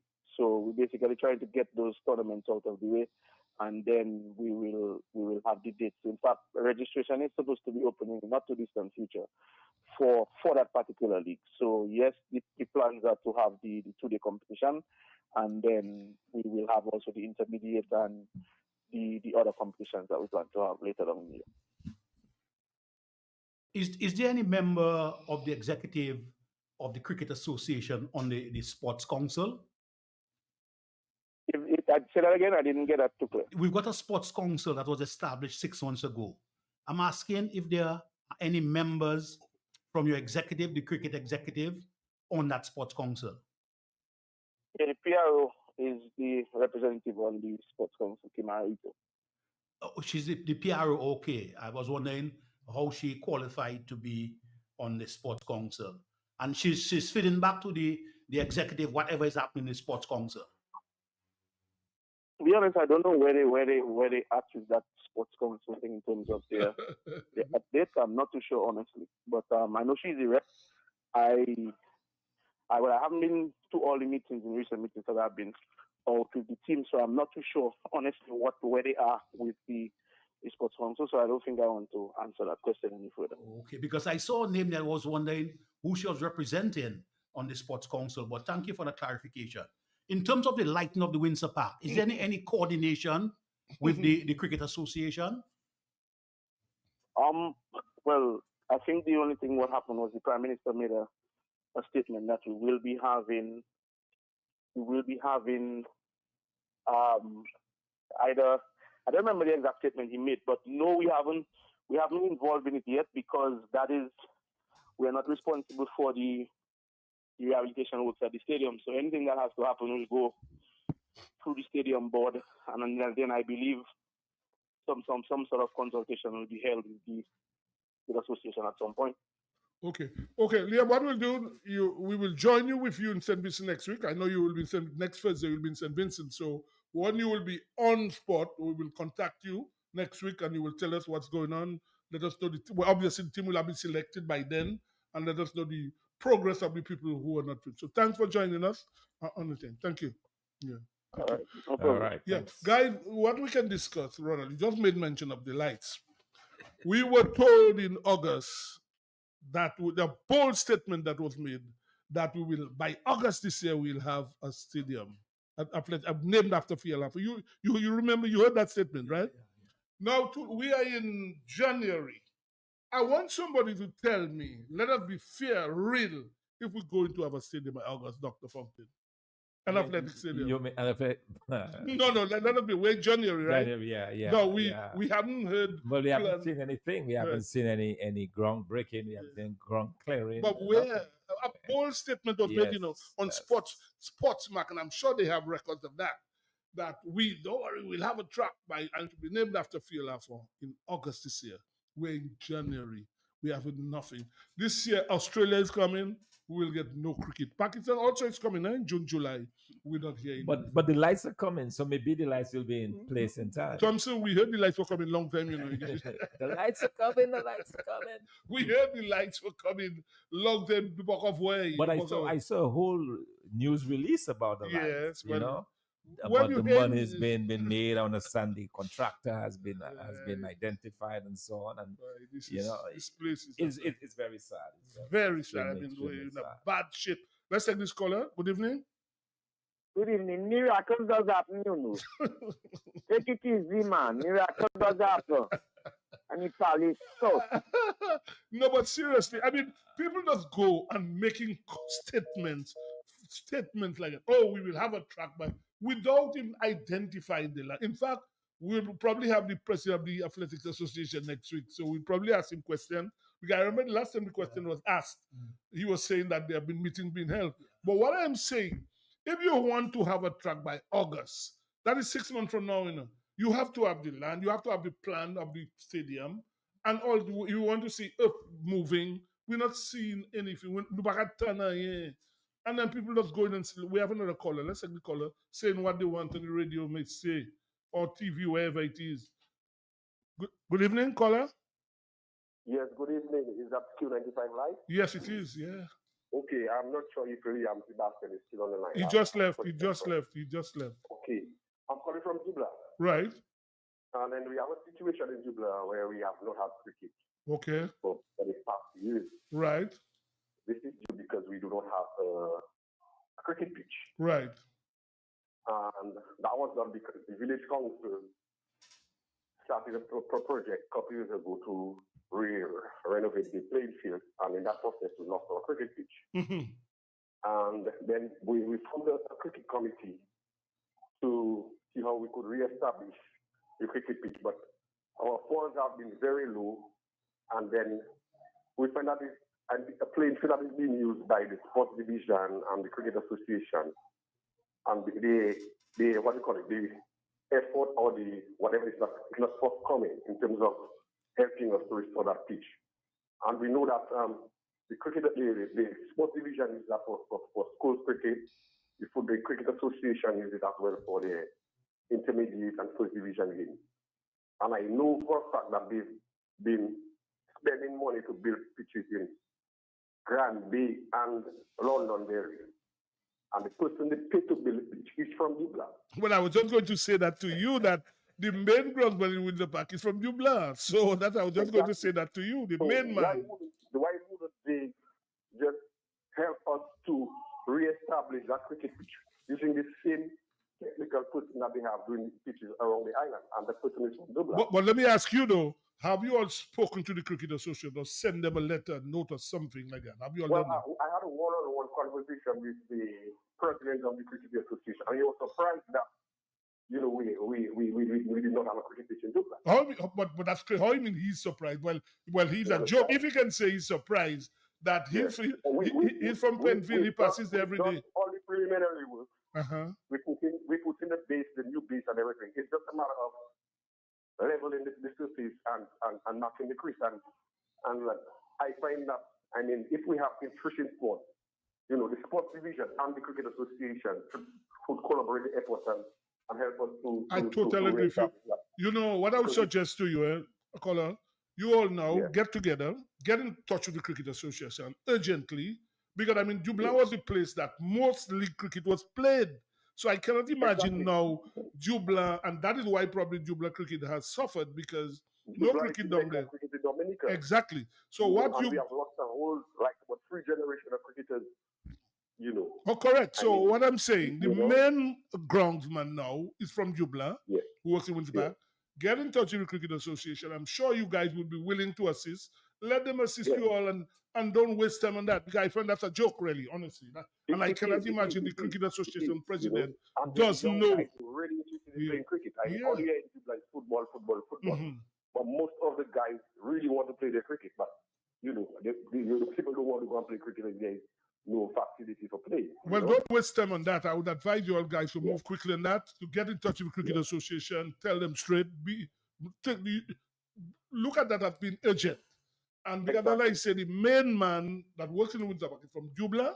So you all have the guy, the technical man down there. So all you need is, I'm sure, and I know guys from Jubla would be willing to assist. So all you all need is the dirt and everything. So don't waste time on that one. The dirt is there already. Everything is the dirt is there. It's just to fit and to level and everything. But we really need the technical assistance. Well, don't waste time on that.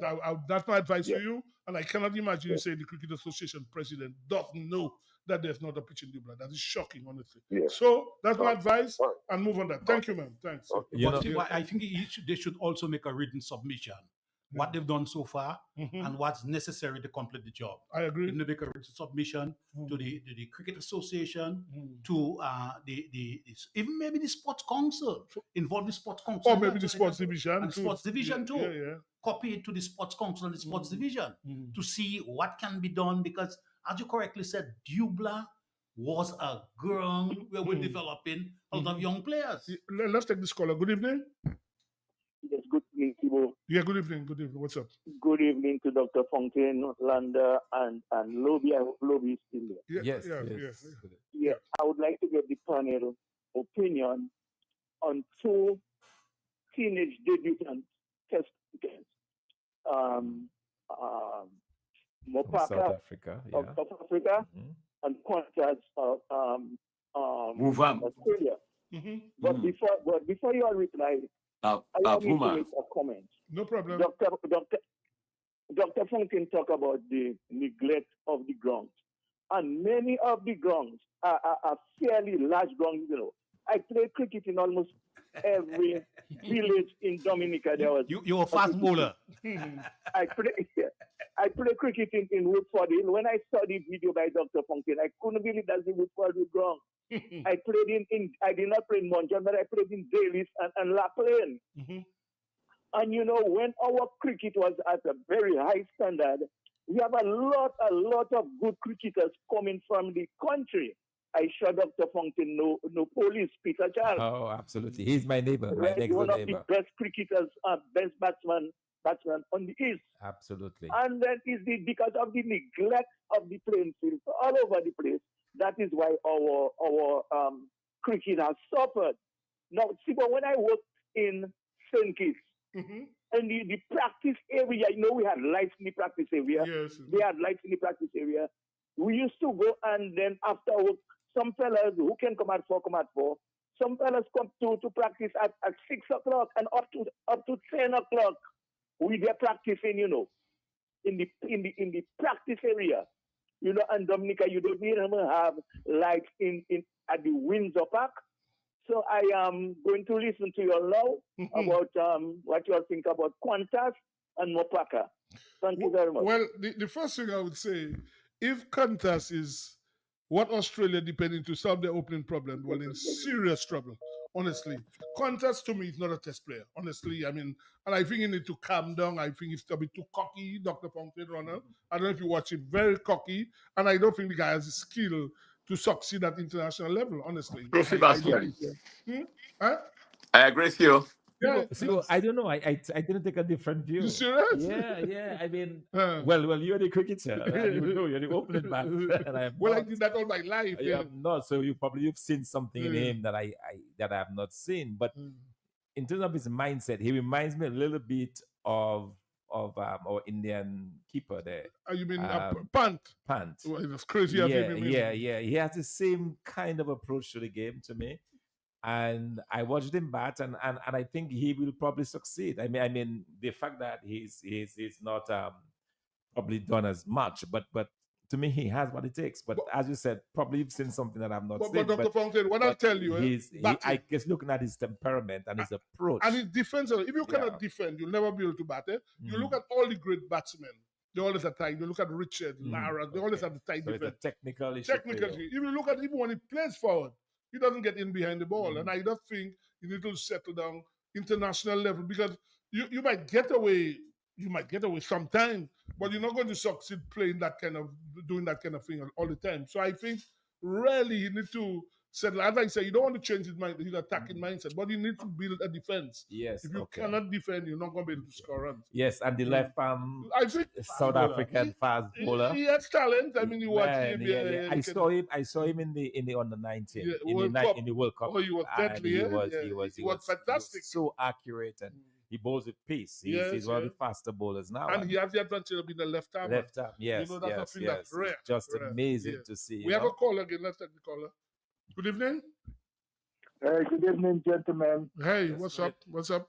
Okay, Happy New Year. Thanks, same to you, man. All the best, more health, more love, more favor, and more success going forward. I just want to touch on some international cricket. And I say international cricket is alive because the Boxing Day test at the MCG, the crowd was record-breaking for the 5 days. You had the first day, over 87,000. The second day, over 85,000. The third day, over 83,000. Almost twice the population of Dominica. And the last day, over 74,000, bringing over 376,000 watching a test match. I think they say that is a record. Okay, that's all. Well, guys, tonight West Indies are playing a test match in a few hours' time. Like I said, I think tonight starts at 12:30 because the Pakistanis asked for. Oh, they asked. Yeah, they have some time for their prayers because it really supposed to start 1:30 our time. Right. That's but the I time think tonight is the only time when they're playing at 12:30. It might change, but you know, I don't know if you guys watched that. The Pakistani ground staff, they're using a greenhouse to cover the pitch. They're looking for rank turners. They've been using a greenhouse with a heater inside of the so they greenhouse. They're literally cooking the pitch. Because you know it's a bit cold in Pakistan now. So they're hoping that this heater will, because they're playing free spinners. In fact, Pakistan, they have two guys who got 38 out of 40 wickets to beat England. Norman Ali, the left-hand spinner, and Sajid Khan. Both of them are playing. They've also included Abra Ahmed, the left-hand spinner. I noticed West Indies are going with free spinners as well. Yes, Moti, Sinclair, Moti, and Warwick. They're going with Graves to open the bowling with Seals. Well, they're dropped the keeper. The vice captain has been dropped. Yeah, they've dropped the vice. Nobody needed to be dropped. And Alzari is playing cricket. They picked Django. Django is on the 12, but Imlak is also on the 12. Imlak is a wicket keeper. I suspect Imlak will be behind the stumps. I suspect that. So it'll be interesting to say who gets left out. So who do you think will be left out? I suspect it could be between Kati and Django. One of the two will get left out. But I expect Kimlak to keep. Yes. And he made 55 in the practice game. He did well in the Super 50. Django made 63 in the practice game. I agreed. I think Django is on a roll, you know. But Imlak is a better keeper. In terms of keeping, Imlak is a better keeper because he keeps for Guyana in 4-day cricket all the time. So Django also keeps? Django keeps, but not in 4-day cricket. But Imlak keeps in 4-day cricket for Guyana. He's captain, in fact, for Guyana. So I think he'll go. So I would expect either Django or Kati to get left out. One of these two would get left out. One of these two. Sibo. Yes, Lobby. Yes, when Liam was he was talking to you all, I'm just listening. I'm telling myself, you're in 2025 now. How can I hear, you waiting for players to get fit? Well, you heard what I said to him. I said that's crazy. Because don't they have this camp, the players all congregate in Grenada? That's where they meet? St. Vincent, no, that's where the franchise is. St. Vincent. So, I mean, I can understand that to me is just craziness. I don't know why they would give people extension. That's their livelihood. They're getting paid. I know that. They should be dropped, honestly. You see, Sibo, I have said again. You see, I'm a trainer coach, and I don't compromise at all. Yeah, I don't compromise at all. Only like to go. That's all I'm waiting. Let's take the caller. Good evening. Yes, Ibo. The vice captain and the captain should not even be in Pakistan. This vice captain and their captain. So let me tell you, Ibo, maybe you didn't hear. Let me tell you what Ricky Ponting say about Qantas. That if he don't change his style of batting, not necessarily his style, he say, learn to play proper cricket, that he will not last 10 test matches. That's what Ricky Ponting Well, I'm said. of the same view. I'm of the same view. That's what I'm saying. I mean, And I want to tell Dr. Fontaine, Punt is aggressive, but Punt has a lot of defense. You see the game when he scored, was it 13, about 80 something, from 80 something deliveries. As a matter of fact, they think the commentator, not the commentator, I read on some cricket thing that they believe it's Gamba who caused him to play so defensive, and that was wrong. And what's his name? The wicketkeeper, Gilchrist. Gilchrist was saying it doesn't make sense you trying to York on Punt because he has never been York yet. No, but having said that, caller, Punt himself need to calm down. You know, he can't be doing the foolishness I saw him doing one of the test matches. He causes him to win matches and as well as losing matches as well, eh? Punt. Yes, I agree with you. His shot selection leaves much to be desired. But then I think he has much more defense than Qantas. And as I say, Qantas attitude, I mean, you just come, you're 19 years old, you just come and behaving like that on the field. You want to follow them senior players. Although what some of the senior players doing is unacceptable. And you want to follow. He caused Kawaja to get out. Thank you. Yeah, well, he was getting involved in what he should not. That's the brashness. And I say, good to have to be arrogant, but he's too arrogant. I mean, I don't think, we have another caller. Yes. Good evening. Let's take this caller. Yo. Yeah, good evening. Yo. Yes? One of the ex-Prime Minister of Pakistan, you know, stabbing that cricketer. Say that again? That cricketer of Pakistan, Imran Khan? ex-Prime Minister there. They stabbed him for a knife yesterday somewhere around there, hospitalized. They stabbed him? I haven't heard that. You sure of that? Yeah, but I came on news this morning. Are you serious? Well, that wouldn't surprise me. They would do anything to try and kill him. Eh? That wouldn't surprise me. I haven't heard that at all. That's shocking. Well, I heard that on the news this morning. They stabbed him? On BBC News. This is like I'm endangering this thing. Yeah, but like I said, guys, so West Indies tonight. It is at 12:30. Yes. 12:30. Yes. That's why I said to you. That's why I told you. I'll be looking at my cricket CBO. Well, I have a system at home. But you can see it. Okay. Yeah, I have 12 different cricket channels. So well, that's why I tell you it's 12:30 tonight. The other night will be 1:30. The other days will be 1:30. But the guys would ask for 12:30 for their prayers. We have another caller. Good evening. Yeah, good evening, Sibo. I get a sad news. I don't know how true it is, but good news, I understand. Dr. Saab wrote at Goodwills. People break an open and his place and beat him to see. Well, we've seen that. We try to verify it is on social media. That is very shocking news and dangerous news, really. That people should get involved in attacking people in their own home and threatening their lives. So people have to defend themselves. All I will say, if you're at your home, just defend yourself. I mean, that's what I would say. I mean, people cannot infiltrate people's privacy like that. So I would ask people to defend themselves. So we've seen it.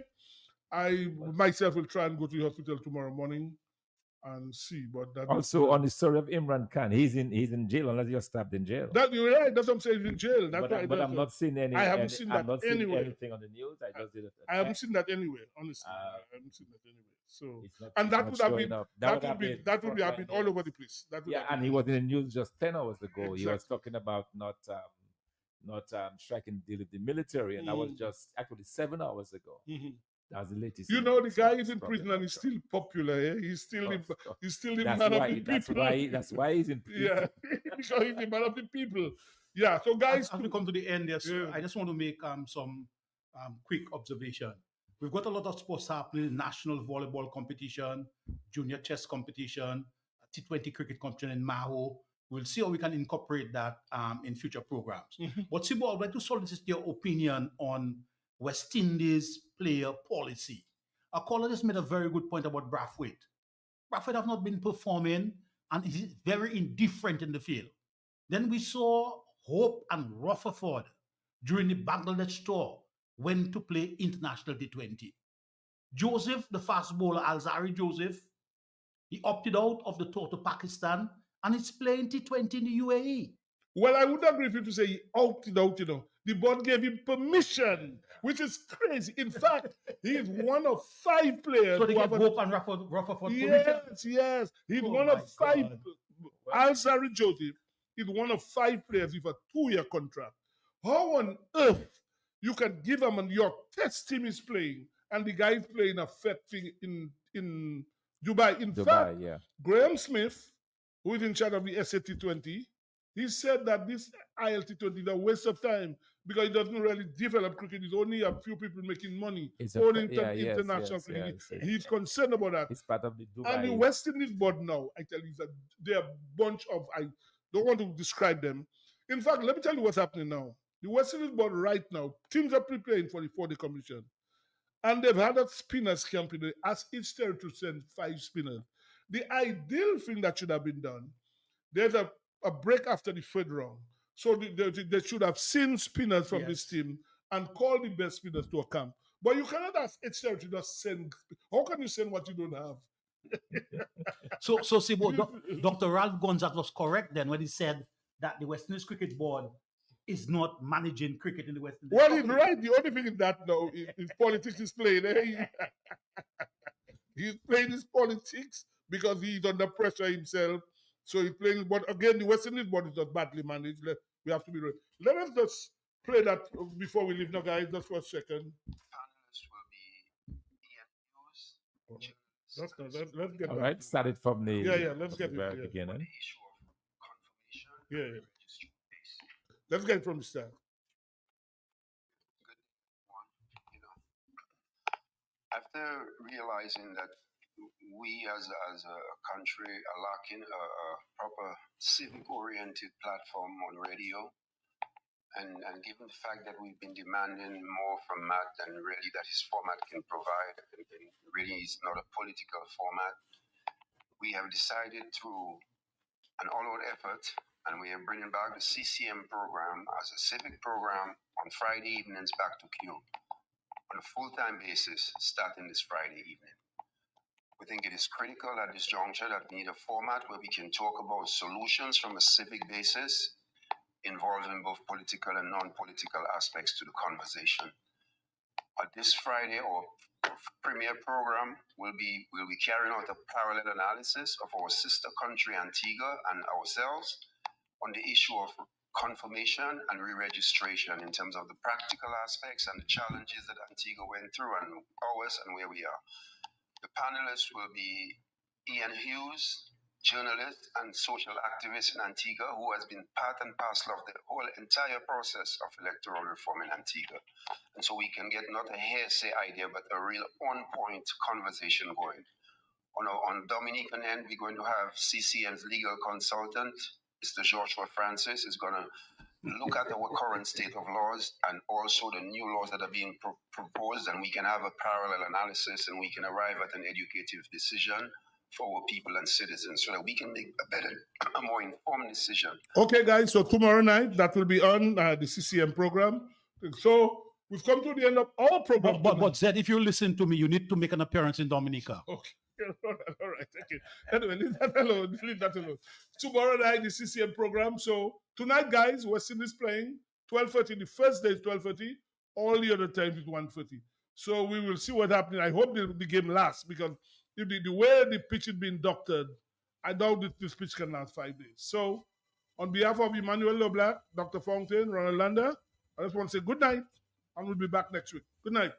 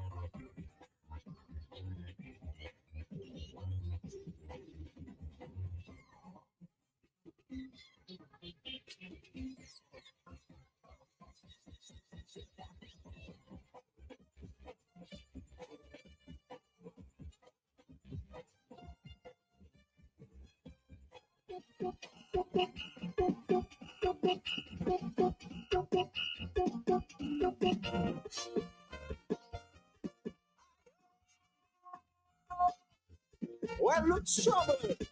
Ah, ah, ah, ah. Ladies. Aha. All in nature. Check this out. It's never my intention to stick my nose where it belongs. But this time I had to stop when I hear my nature island girl screaming. I'm fed up, I'm fed up, I'm fed up, I'm fed up. She said, man, you're killing me domestically. I'm packing my clothes, can't take more clothes. You abusing me, brutalizing me, I'm falling. This time I leave it. Cause love and tender cure is what I trust you for. So much secrets up your sleeve, don't know what to believe. I don't want it, I don't want it. The gas from Petrocaribe cannot fulfill my needs. I don't want it, I don't want it. But you are your honest Dominican. Now I hear in rumors you are French man. And when I ask you if the story is true, Tony, you have answering for you. One day the bubble will burst. I live in before I get rid. I don't want it, I don't want it, I don't want it, I don't want it. And I would rather die than be taken for a ride. I would rather die than to make you hurt my pride. I lost the boiling pot. Ha.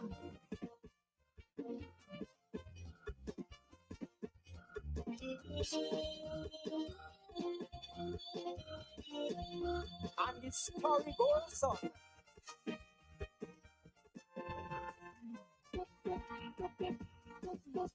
Now the cows start gathering, checking out what's happening.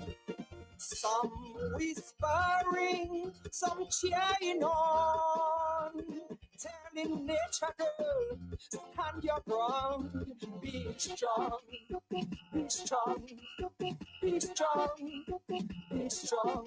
But he tell her you going nowhere, you staying right there. She said not today, man just clear me away, nothing stopping me. I want to be free from my days. Dictatorship and anguish.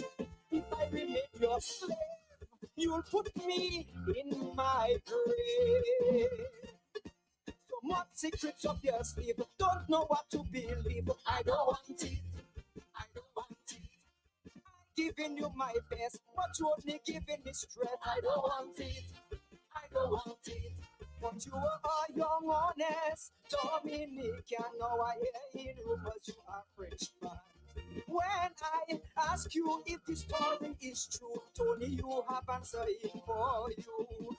You say you care for me while you in bed with Chinese. I don't want it, I don't want it, I don't want it, I don't want it. And I would rather die than be taken for a ride. She said, I would rather die than to make you hurt my pride.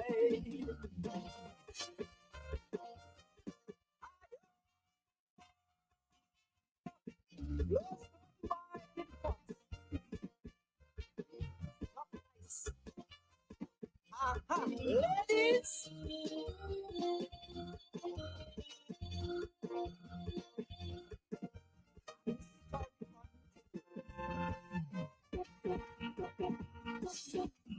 well, I try to stop the man from degrading his own woman, but he tell me go to hell, you too fast and out of place, mind your tongue.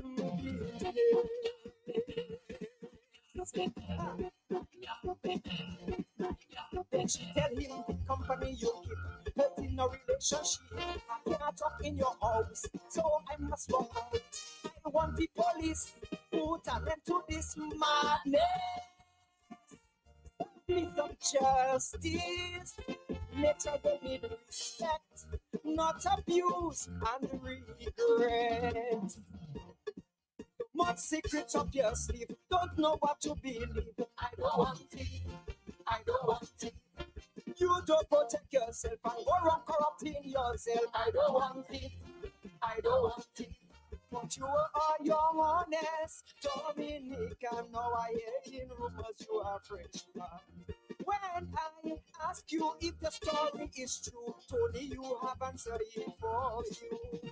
You're not telling the truth and expect me to stay mute. I don't want it, I don't want it, I don't want it, I don't want it, and I would rather die than be taken for a ride. I would rather die than to make you hurt my pride.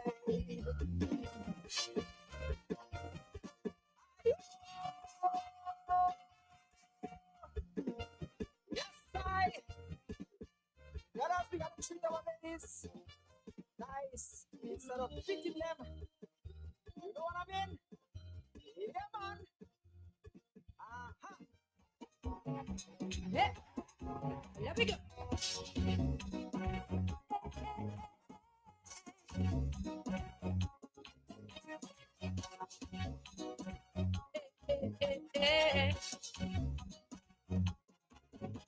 There was a time, there was a season when things were really absurd.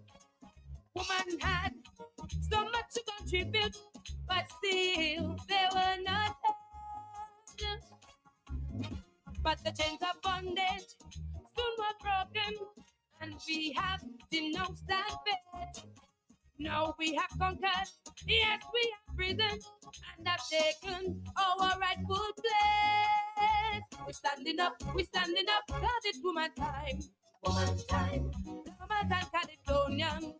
Woman time, just an electrician. Woman time.